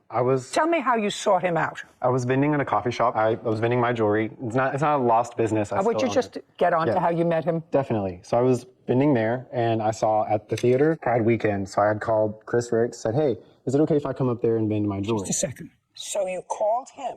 This was his name on the poster. How did you find him? I just called the theater's number, and he answered. Okay, so you weren't calling him, you were just calling the number. Yes, ma'am. So you asked him, can I come and sell my jewelry at your theater? When was that? That was Wednesday, June 16th, 2022. Okay. And you were having some sort of an event? Yes, ma'am. Did Mr. Joyner come and set up his jewelry booth? It did, in fact. Were they charged for that? No, I did not. I just simply offered the space. They kind of told me their backstory and that they were having financial troubles, and I was trying to do a good deed for the community. Okay. So you were not charged for the space? Right. Yes, ma'am. And you went up there on what date to sell your jewelry? We started Thursday night, June 17th, 2022. When you say we, is that you? All three of us, yes. Okay, so did you sell any jewelry? A little bit. So not much, not enough for the three of you spending a day on the 17th. And then how did it come about that you sought out a job from Mr. Ricks? Because you did seek a job. On what date did you ask him if there was any work? Thursday night. Thursday the 16th. And what were you supposed to do? Supposed to bartend, open, close. That's not accurate. I'll get to you. And What run were you concession supposed to stand. do? And run the concession stand. Bartend, close, open, and run the concession stand. During what hours? 4 p.m. that day till 12 a.m., 1 a.m. that night. Could not really remember. Okay, and did you do that? Yes. And you weren't selling your jewelry at that time? I was going off and on. So anytime he had called me for a different job, I would take that. Sorry. So the answer is you were doing both. Yes, ma'am. So you were doing your own business and doing whatever task Mr. Ricks asked you to do. Yes, ma'am. That was on the 16th. And did he pay you for that work? Yes, he ended up And paying just a us. second. And how much did he give you? Gave us $264 for that weekend. Not we. I gave me $264 that week. Did he work that weekend? Yes, we all three worked that weekend. Doing what? Everything. Well, We did. Mr. We opened. Huntington is not suing for any wages from him other than for the painting that he did later. I'm asking you, what did you do for him and when and how much did you get paid? I did opening, closing duties for him. I ran a For bar. how many days? 4 days, Your Honor. 4 days. In the beginning, but I did Just a- pick up more stuff whenever he called me for more opportunities. So he would be like, hey, we For- got jam band tonight. So I would say, okay, I could work. Okay, so you worked, say, until June 20th, you said, for 4 days, and then you would work after that period of time? Yes, ma'am. When did you stop going to the theater for the purposes of doing anything for Mr. Ricks? Month and day. Oh, One of the things you're supposed to have, Mr. Joyner, when you come to court, and if you're suing for wages, is you're supposed to have it right here, right in the front of your brain. What date you started, what date you stopped, what hours you worked, what you did. That's what you're supposed to have. Do you understand? Okay. Mr. Ricks, on what date was the last date you saw Mr. Joyner at your theater doing anything? Saturday, June 25th. So it would be a fair statement that certain days you saw him between the 16th of June and the 25th of June. Yes, ma'am. Now, you told me about the 16th that you started working part-time because you were back and forth between your own business and doing something for him, for which actually he gave you free space to sell your jewelry. Now, when you go someplace, you usually pay for space to sell your jewelry, right? Right. Well, I mean, I know that because I've had hundreds of cases involving people who rent space in a theater or under a tent or in a yard so that they can sell their jewelry. He gave it to you for nothing. yes. And you're back and forth doing little errands for him on the 16th. Like what? 16th, while you were selling your jewelry. Tell me what you did. We worked the jam band for Not- him that night. Not a we. I don't want to hear a we. I worked the jam band that night. He has like a jazz band that comes in and performs. And what do you mean you worked? I worked the concession. I opened, closed, bartended for him. Anything that he was calling me over to do. I was doing. That's a little too loosey-goosey for me. Yeah, I can tell That's you a little too correctly. loosey-goosey for me. Okay, let's go. What did he do, if you remember, on the 16th? On the 16th, 17th, and 18th, that's when they had their jewelry set up. He did not work my concession stand at all. He did not work for me that time at all. That's not He true, Your started Honor. Don't working. speak. Do not speak. Do you see I asked you questions, he was quiet? Now it's his turn to speak. Now you have to be quiet. You understand? He worked Sunday, June 19th from 9 to 2, which was 5 hours. That was brunch. He worked June the 22nd. They were late. They arrived at 3:12. You said they arrived. Both of them came that day. On the 20th? On June the 22nd. 22nd. Mm-hmm. Was that the first time that both Mr. Joyner and Mr. Hendrickson came together? To work for me in a theater capacity, yes. Okay. And that was June 19th? No, that was June the 22nd. Actually, I misspoke. I apologize. They both worked June 19th for brunch.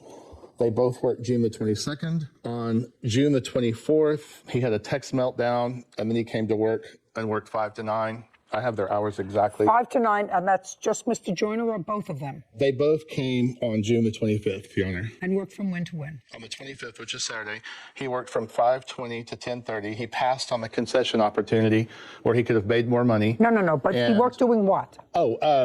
He trailed me. I was trying to teach him managerial type cash in, cash out, etc., and the business situation of the theater, because that's what he proposed to me that he was educated to do. And so You mean managing a theater? Yeah, just kind of help me with open, close duties, overseeing that tasks are done by the other employees, etc. Okay, so it sounds as if he and Mr. Hendrickson worked for a limited number of days. Correct. How many days in total? In the total project, which is painting. No, not just the painting, theater. Just the theater. in the theater. Joyner worked 4 days at the theater, and Harland worked 3 days at the theater. Okay, and how many? 4, I beg your pardon. 4. Yes, ma'am. Your last day of work, that was the 25th of June? Yes, ma'am. At the theater. I'm talking 18. about only at the theater. I think he worked 18 hours, just at a quick glance here. 18 hours during the 4 days. Yes, ma'am. And Mr. Hendrickson, how many hours did he work on? You don't have anything in front of you, Mr. Hendrickson, so I assume you have nothing. No physical evidence, is that right? Correct, Your Honor. All right, good. How many hours? Just under 12, actually. Say 12 hours. Mm-hmm. So one worked 18 hours, one worked 12 hours. Do you have any data to indicate that those hours are wrong? No, ma'am. Okay, great. Caption coming up. There was no actual documentation, like we didn't have a clock in, clock out. But the 18 hours is not correct, though. We have Just no a second. data. You have no data? Right. He does. It's not actual fact. It's not fact. I don't know whether it's factual. How do I know? You're supposed to keep track.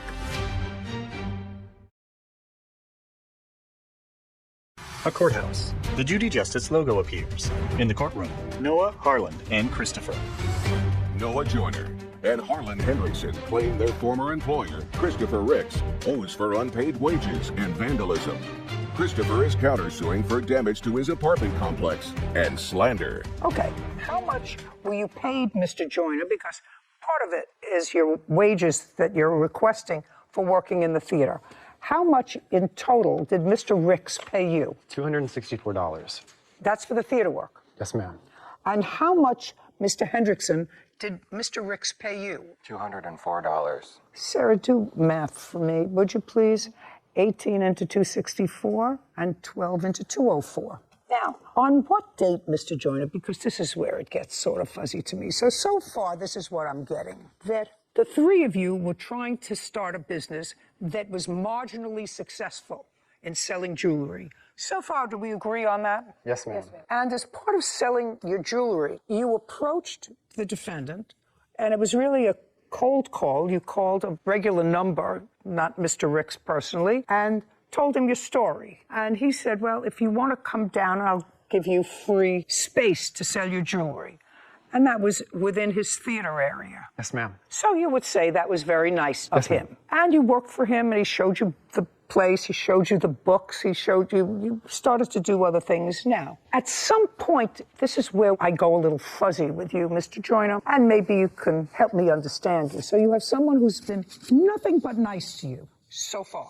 On what date did you file a complaint with Alcohol and Beverage Control? That was July 5th, 2022. So let me figure this out. So you worked for him at the theater until June 25th. On July 5th, is that what you told me? Well, after the 25th of June. So we had kind of like a weird period where we were trying to figure out if we still wanted to finish the apartments for him. And No apartments. We haven't gotten to the apartments yet. I'm going to get to the apartments because he asked you to paint apartments. You went over there, and that's another part of your lawsuit. Just a second. Sarah Rose, how much did Mr. Joyner make per hour? $14.60. minimum wage? And Mr. It's 11 in Hendrickson Arkansas. would be 17 an hour. And he made 17 an hour. Correct. For 12 hours at 200. But there was no Those actual. hours are not Those correct. were there was no actual documentation. Like we did not have a clock in, clock out. But the 18 hours is not correct though. We have no data. We have no data. You have no data. Right. He does. But there's no like it's not actual fact. It's not fact. I don't know whether it's factual. How do I know? You're supposed to keep track. Yes, ma'am. You're supposed to keep track. We're not the business owners. Just a second. You want Of the the money. theater. Right now, he's paid you more than the minimum wage for being around. I mean, the theater ran for how many years before they worked for you for 6 days? Been about a year and a half. I bought it during COVID. Okay, and this was your first time working in a theater. Yes, ma'am. Yeah, so you had no fund of information. He wasn't paying you for expertise. He was paying you for those few days, and you were following him around, opening, closing a stand, whatever you were doing, and you were paid more than the minimum wage, which is, I assume, more than you made selling your jewelry for the 3 days you were there. Yes, ma'am. Right. Right. Okay, I'm still going to wait for this answer, because at some point after you stopped working for him at the theater, and after you had mulled over some information that you thought you had acquired while you were working for him, I want you to do a step-by-step why you contacted the authorities, because he does have an alcohol license, right? I assume if you have an alcohol, if you contact, don't look at each other. Just look at me. I'm actually the nastiest one here. Agree. Well, so alcohol beverage control. So what information, sir, did you give alcohol beverage control that caused the investigation? Your Honor, he was not the one that called them. I was. We both called. So what happened during the time that we were working those 4 days, he would serve other people alcohol. He would get on our asses about IDing people, how to sign the papers for ABC, everything. And I made sure to take a picture of the number. I didn't take a picture of the whole document itself. What are you talking about? What the document? the ABC paper. Whenever we had to sign the paper saying that if we didn't ID someone and the ABC came in and found out about it, we would be fined and we would be held responsible, not Chris.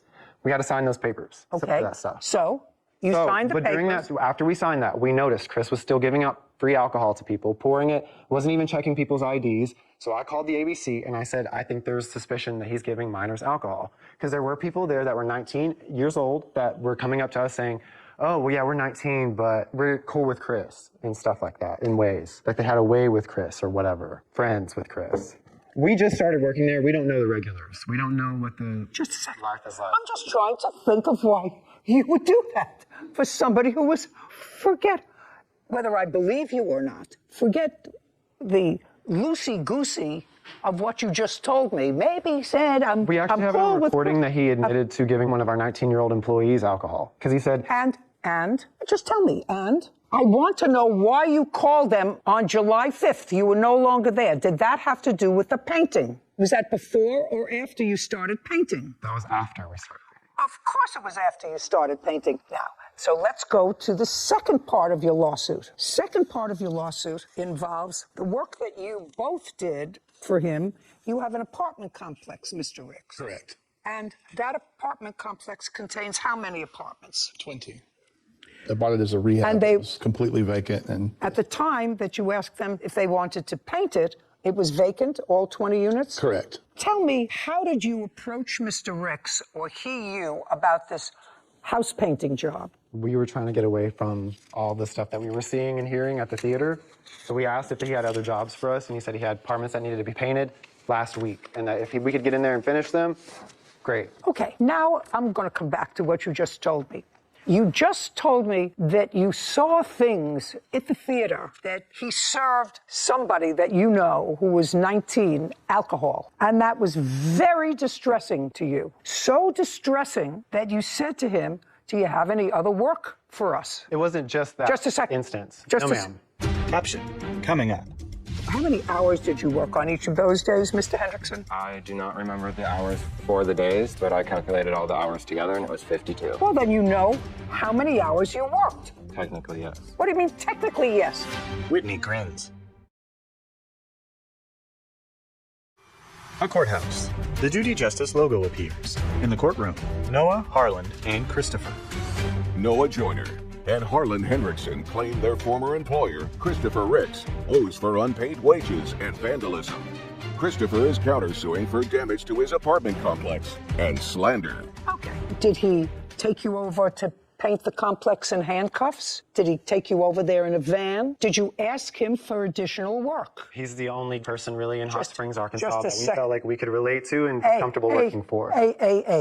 I asked you a very simple question. Give me a very simple answer. Did you ask him for more work? Yes. And did he say, I have an apartment complex that needs painting? Yes. And did you agree on a price? Yes, ma'am. And what was the name of the last person that you did painting for? House painting. I did it for my parents when we built our house. But that's very nice. I also painted a room once in my dining room when I was 24 years old. I actually thought I did a pretty good job. I would not hire myself out as a house painter, but because I painted my parents' living room when I was 12. So the answer is you had the reason why he was asking us to paint because he couldn't find someone else to paint for him because he wasn't paying people. I didn't ask no to paint. That's correct. Just a second. Sir. I was not asked to paint. Sir. No. Mr. Jordan, you know what your problem is? Your problem is you were dissatisfied with what you saw at his theater. And then you went, and now I'm speaking. You were dissatisfied with what you saw at his theater. While you were there, working at the theater, you did nothing about it. Zero. Even if it was true, you did nothing about it. We didn't want to lose our jobs at the time, Your Honor. You didn't have jobs at the time. You stopped working for him on the 25th of June. You didn't call alcohol until July 5th, you said, so you were no longer working for him in the theater. So it didn't start to bother you, really. June 22nd, June 23rd, June 24th, June 25th, the 26th, the 27th, the 28th, 29th, 30th, all the way up until July 5th. The ABC report was not just filed by me, and it wasn't just on July 5th. There was also another instance where it was filed earlier, but that was with them, and there's no evidence about it. Just a second. You filed July 5th. Yes, ma'am. Now you're going to tell me what happened with the painting, because you finished the painting kerfuffle happened in July, is that right? Right. And it was after the painting kerfuffle that you called alcohol beverage. After the painting kerfuffle. Well, it was during. It was during. It was during, kind of, almost. You're getting the feeling that it I'm wasn't not just me that filed the report. You're getting. Well, just a second. You mean one of these other people who was also jobless? I don't care. So we shouldn't have reported it at all. No, I'm trying to get to your motive, sir. If it was so abhorrent, My motive. I have no motive. I am just owed don't try to speak over me. Don't try to speak over me. That I'm trying doesn't to fight for what I'm work. owed. So far, you're not owed a thing for the theater. Now we're getting to the painting. I'm just trying to see what motivates somebody. And I'm not excusing the fact that if Mr. Ricks serves alcohol to minors, that's not a good thing to do. He can get into real difficulty. They conducted an investigation as a result of the calls. All I have to ask you is this. Do you still have your liquor license? Absolutely. Okay. Was it ever revoked? No. And I've multiple in the state of Arkansas. So you're not owed any money for the theater. Now we're going to get to the paint. When did you start painting in the complex? Date. June 27th. 2022. 6/27. Did you paint there 6/28? Yes. Did you paint there alone or with Mr. Hendrickson? Mr. Hendrickson. Is that correct, sir? Yes, Your Honor. Did you paint on June 29th? Yes, Your Honor. Did you paint after June 29th? No, Your Honor. So you painted there for 3 days. Is that correct? Actually, 5 days that I was there. I started on the 23rd. I was there for 3. And did you work the 23rd? I worked the 23rd through the 29th. Just 23rd, 24th, 25th, 26th, 27th, 28th. So you work weekends? Yes. Did you work weekends? I worked the 23rd through the 29th, 7 days. Well, 7 days. Just a second. Pay attention to me. 7 days includes a weekend, Yes. Saturday and Sunday. Did you work Yes. Saturday and Sunday? Yes, I did, Your Honor. Not Sunday. I'm going to go back to you. Did you work Saturday and Sunday? I worked the morning of Sunday, and I left 3 hours All right. after getting there. Okay, so forget Sunday. Now, how many hours did you work on each of those days, Mr. Hendrickson? I do not remember the hours for the days, but I calculated all the hours together, and it was 52. Let me understand what you just said to me. You don't know how many hours in each day, but you calculated them together and came up to 52 hours. Would you repeat what he said to me? Because it's mind-boggling to me. He said, I do not remember the hours for the days, but I calculated all the hours together, and it was 52. How do you calculate all the... Let me ask my question, sir. How do you calculate up to 52 when you don't remember how many hours you worked each day? Looking at the text messages and seeing when I got there and when I left, because I texted him when I opened the doors and when I locked up. Well, then you know how many hours you worked. Technically. What?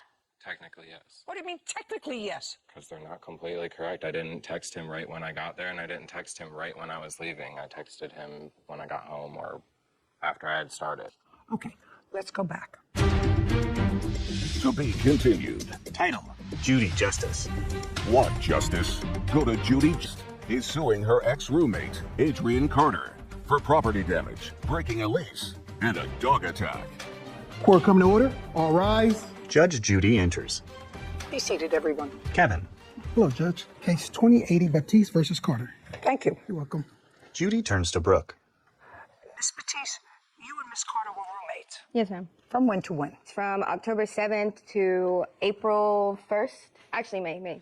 And it is your claim that Miss Carter vandalized certain property of yours. Yes, Your Honor. Most specifically, a very expensive couch. Yes, Your Honor. Because you had an argument, and that during the course of this argument, her dog bit you. Yes, Your Honor. And for breaching the lease, because she left. Yes, ma'am. Okay, but it was a good thing that she left, right? Yes, ma'am. You were happy that she left. Her dog bit you. She vandalized the sofa. You were very happy. You were very happy. So we're going to eliminate that breach of the lease part. Oh, yes, we're going to eliminate the breach of the lease part because you were happy that she left. I didn't want her to live in the same situation as her, but being that the rent was so expensive, it wouldn't have been my best interest for her to leave. It's with her to stay with her dog that bit you. Right. I mean, I don't want you to sound ridiculous to me, okay? Right. All right, let's not sound ridiculous to me. Normal person, if they were bitten by their roommate's dog, and if their roommate vandalized their property, that roommate would be happy to see them go. But I'm not happy with the expensive rent by myself. Well, of course, but your choice would be staying with her and her dog that bit you. But if her name's on the lease... Just a second. That's between her and the landlord. I just told you, I'm sticking with vandalizing and dog bite. So tell me when this dog bite took place. It's on March 29th. What kind of dog was it, by the way? It was a Belgian Malinois. What did they look like? It looks like a German Shepherd. Is that what you have, Miss Carter? A Belgian Malinois? Yes, Your Honor. A Belgian Malinois, like a police dog. So it looks like a German Shepherd? Yes, ma'am. So it's a large dog? Yes, ma'am. And when you moved in together, you moved in with the dog? Yes, Your Honor. Okay.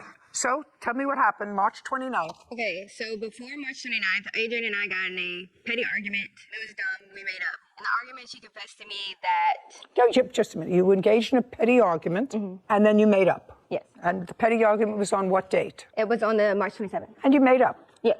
Okay. On the 27th, what were you arguing about? My dog tore up the carpet, and she sent this long paragraph, and we were just going back and forth, and we realized it was dumb, so we decided to drop it. And that's when she confessed to... On the 27th? Yes, ma'am. So you were arguing about the dog, and then on the 27th, after you were over the argument about the dog, is that what you're telling me? Be very careful.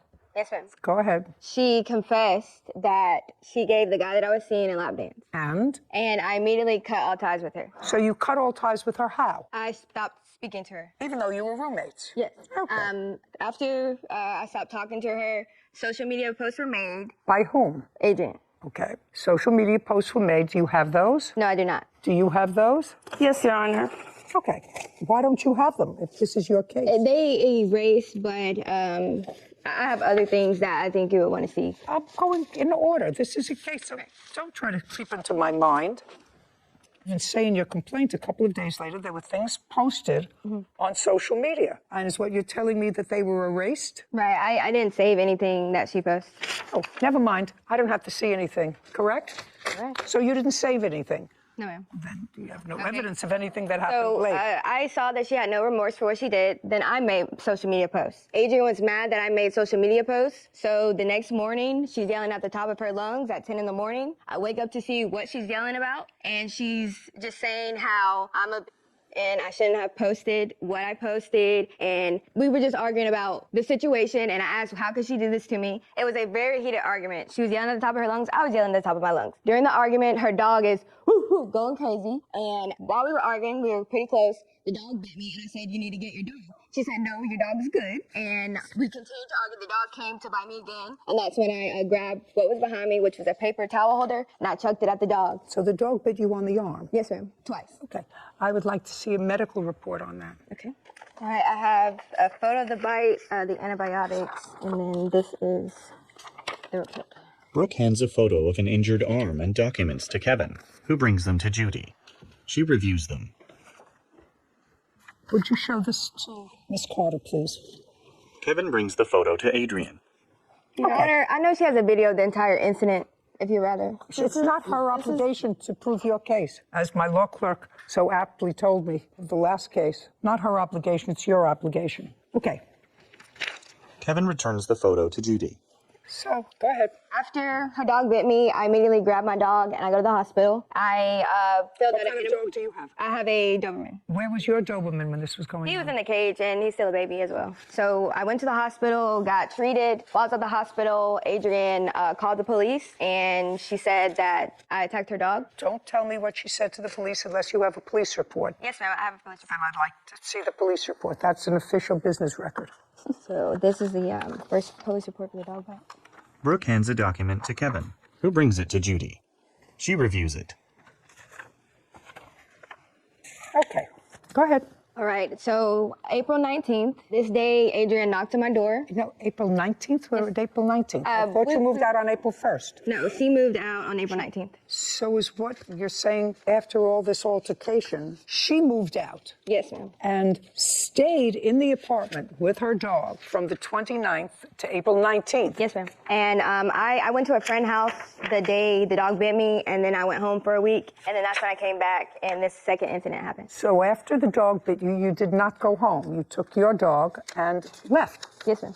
And stayed at whose house for a week? I stayed at a friend that lives an hour away from my current apartment. On what day did you return? So I stayed one night at a friend's house, and then I returned, and then I went home for a week. So when you went, stop playing with papers.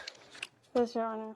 When you went home for the day, was the defendant at home? Yes, ma'am. Did you have any conversations with her? No, ma'am. Just stayed out of her way and packed a few things and left? Yes, ma'am. And you went to stay? At home in Alabama. With your family? Yes, ma'am. Until things cooled down, basically. Okay. And when did you go back? I went back, I believe, April 17th. And what happened when you went back on the 17th? A few days later, April 19th, Adrian was knocking on my door at 9 a.m. in the morning saying that I need to come to the leasing office because there's a new roommate here. I told her no, and then that's when she started threatening me and calling me all these kinds of names. So I take my dog again, I go outside, and I call an officer, and that's also when I call my mom, and she convinced me to go up there to speak with the new roommate to see, who they were. What new roommates? Just a second. She tried to get 2 young girls to replace her on the lease. And it was unsatisfactory? Yes, ma'am. So far, I have a dog bite and yes, ma'am. Couch. So after I said no to the 2 roommates, one didn't have a job. They looked young. I said no. I went back home. 10 minutes later, Adrian home. You mean to your folks? To our apartment. Oh, to your apartment. Yes, ma'am. Okay. So 10 minutes later, Adrian comes in. I was in the room with my door locked. I hear Adrian yelling. I hear her throwing things. She's saying, I can't believe you did that. You really just did that. I don't care. I'm still moving out. I'm still leaving. I'm not paying rent. Blah, blah, blah. I didn't come out the room because last time it got crazy, so I just said I would let her do what she does, and I will let the authorities handle it. She did come out the room, Your Honor. When I finally came out the room, which I have a video, and came out, she had moved the couch in front of the door so I couldn't get out of my room. And well, how did you get out? I jumped over it. And the trash can was flipped upside down. I have pictures of all the damage that she did to the house and videos. Well, I'd like to see them, please. And I would like to see the damage to the couch, which is your major complaint. Yeah. Okay, so this is the damages, and then I have a video of the entire incident.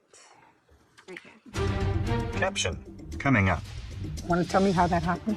I did put chips and items that wasn't wet on the couch out of anger. I shouldn't have did it, but I did do it. And I didn't put liquid on it or anything. Literally, you can Don't speak. You had no right to even attempt to destroy it. At all. Later. So at that moment, I was like, you know what? I'll just do it myself so we can stop the confrontation. So then that's when the argument started. And he thought that I was kicking him out, which I never told him he couldn't come over. Never told him he couldn't be a part of anything. It's a failed business venture where you both expect. It's not a Hey, business venture. this is not a tea dance. A courthouse. The Judy Justice logo appears. In the courtroom, Brooke and Adrian. Brooke Batiste claims her ex-roommate, Adrian Carter, owes for couch damage and a dog attack. By the way, did you have any unreimbursed medical bills as a result of this dog fight? That's either a yes or a no. No. Judy reviews a photo of a damaged couch. When did you purchase this couch? I purchased it the day we moved in, so it was October 7th. How much did you pay for it? I paid $2,200 in total, and Adrian and I were paying on it a little bit in the beginning, but there came a time where we had to make the final payment on it, which was $1,200. But we had the argument, she didn't pay anything, so I had to pay it all by myself. And the couch is in my name. Did the couch remain? Yes, ma'am. The couch is at the house. What does it look like now? It's black, but there's it's an odor coming from the couch, and there's some stains on it. Do you have a picture of it, what it looks like now? No, ma'am. I just have the pictures that I gave you. Okay, but you're still using the sofa. The answer is smell. No, ma'am. I don't sit on it anymore because there's a smell. So why don't you get rid of it out of the apartment? I'm moving October 6th, and that's when I plan to get rid of it. But you've been using it since April. It's just been sitting there, Your Honor. I haven't had sitting time. in your apartment since April. Yes, ma'am. April, May, I just haven't made the time to get rid of it because I know I'm moving soon, and that's when I plan to get rid of it. I wouldn't keep something in my house that smells. I work a lot, and Would you please show this to the defendant? Judy hands the photo to Kevin, who brings it to Adrian. She reviews it, then hands it back to Kevin, who returns it to Judy. Want to tell me how that happened? I did put chips and items that wasn't wet on the couch out of anger. I shouldn't have did it, but I did do it. And I didn't put liquid on it or anything. Literally, That's not true, Your Honor. Don't speak. You can No. get a napkin and wipe it off. But that's my couch too. Maybe I didn't pay the whole thing on it, but I've made payments on that couch, and I decided not to do that full payment that she did, which was $600, because she was irresponsible and decided to rent a couch and found out that that couch was whatever amount. I made payments on that couch, and I have proof for it. That's okay. You had no right to even attempt to destroy it. At all. Yeah, at all. You had no right to do that. Right. Because that devalued the sofa. I agree. Okay, good. Okay. I'm actually finished with you. Your Honor, can we please go back over the lease portion of this? No. Can my mom speak about what happened? No, I said no. When there's that kind of acrimony, I actually think that before somebody gets seriously injured, when you have two large dogs and two people with hot tempers that can do this, it's a very, very good thing that they no longer live together. Being stuck with a rent and... Just a second. I've just answered you. This is not a back and forth. Yes, sir. On the dog bite, I am awarding you $1,000. It looks as if part of it was a black and blue mark. Certainly, I can't blame the dog for trying to protect its owner, but she's supposed to have control of her dog all the time. And she shouldn't start arguing. This is not a tea dance. I'm not asking you anything. And I'm awarding you $1,200 for the sofa. That's $2,200. Judgment for the plaintiff. We're finished. Thank you very much. Adjourn? Brooke. She just did something messed up, and I cut her off, and she didn't like it. I literally cut her off. She's just mad that she's cut off. She's delusional. She's delusional. She's childish, she's irresponsible, and I was just sick of dealing with someone draining. Just don't get roommates with your friends. Just move in by yourself. I'm happy. Judy and Sarah. You had a question about the lease. I did. So I agree that it was best for the acrimonious situation for them to separate and not to live there. So I understand your judgment saying it was better for you. You got the good end of the stick on that she left. However, the law, if you breach a lease, she did get stuck with a higher portion of rent because her roommate, although a negative situation that should have probably ended right when it did, she was stuck paying her half as well. So I thought you should have at least heard her claim on the breach of a lease, because then anyone could just say, oh, well, I don't like the situation and I feel like leaving would be a better thing, and stick their roommate with their portion of the rent. And that's not what the law says. Well, that's true, except that this wasn't just a situation where parties weren't getting along. There's no question that she was nipped by the defendant's dog. Well, I wouldn't want to stay in that situation anyway. Well, that would give her the right to maybe leave without paying her half of the rent, but that's not what happened. It's also sort of acknowledged that the defendant brought two other people to take over her piece of rent. And it was in the papers, and the Plaintiff did not. She did say that she was the one that said no. She said, I don't want those two people. Well, then the onus really falls on her to mitigate her damages. And she had no proof that she went forward to try to get another roommate. Between the two of them, they may have had an agreement, but the dispute over rent really is the defendants and the landlords. She doesn't pay her rent, and if the plaintiff pays her half of the rent, the landlord is free to go against either or both of them. Sure, because both their names were on the lease. Understood. Case 2083, David versus Baroom. All parties, please step forward. Joseph David is suing his former friend, Jonathan Borum, for podcast equipment. Mr. David, your claim that the defendant has acoustical equipment that you purchased for what looks to be a joint venture in Mr. Borum's music podcast. Yes, ma'am. You were making this music podcast in the basement of your house? Yes, Your Honor. Starting in what year? This year of March. And Mr. David, you were friends, you knew each other, and you knew he was in this business. I don't know, what is your business? I deliver bread. I'm a bread vendor. What kind of interest do you have in music? Because that's what he was doing. Well, me and Jonathan have known each other for 20 years. Jonathan and I have known each other. Jonathan and I have known each other for 20 years, and he's always been in the music scene. He's an artist himself. Well, that's what I gather. What about you? I was just a supportive friend in it. Okay, well, clearly you spent some money on music equipment, so it was more than being a supportive friend. If you were just being a supportive friend, then you made a gift to him of this music equipment. No, ma'am. You decided you wanted to be part of this music podcast. That's what you said. Correct. When did you make that decision? Sometime mid-June after I had... June of this year? This year, correct. I had received a small amount of money, and I was able to... From where? A settlement from an injury, car accident. How much did you receive? A little under 50 grand. And I seen an opportunity for me to invest and help out and help a friend and be able to invest into something that if we blew up one day, I could receive, royalties from and money back in return. And did you have a written agreement with him? We did not have a written agreement. Well, I'd like to know what the agreement was. So he was also in the car accident with me as well. And so he's got a settlement coming. He told me, this was all verbal, that once he received that money, he would pay me back at least half of the equipment. So you would have a joint venture and he would pay you for half the equipment you purchased? This was at the beginning, correct.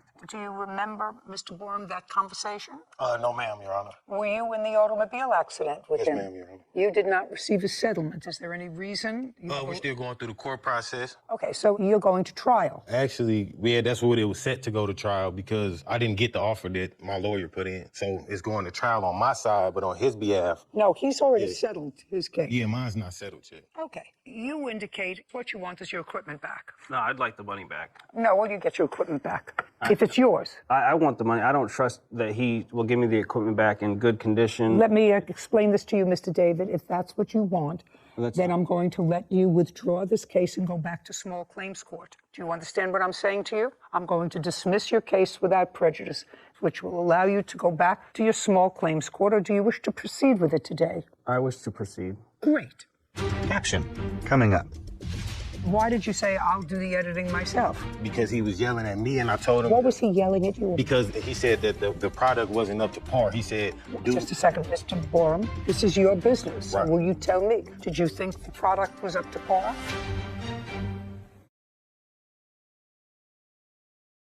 A courthouse. The Judy Justice logo appears.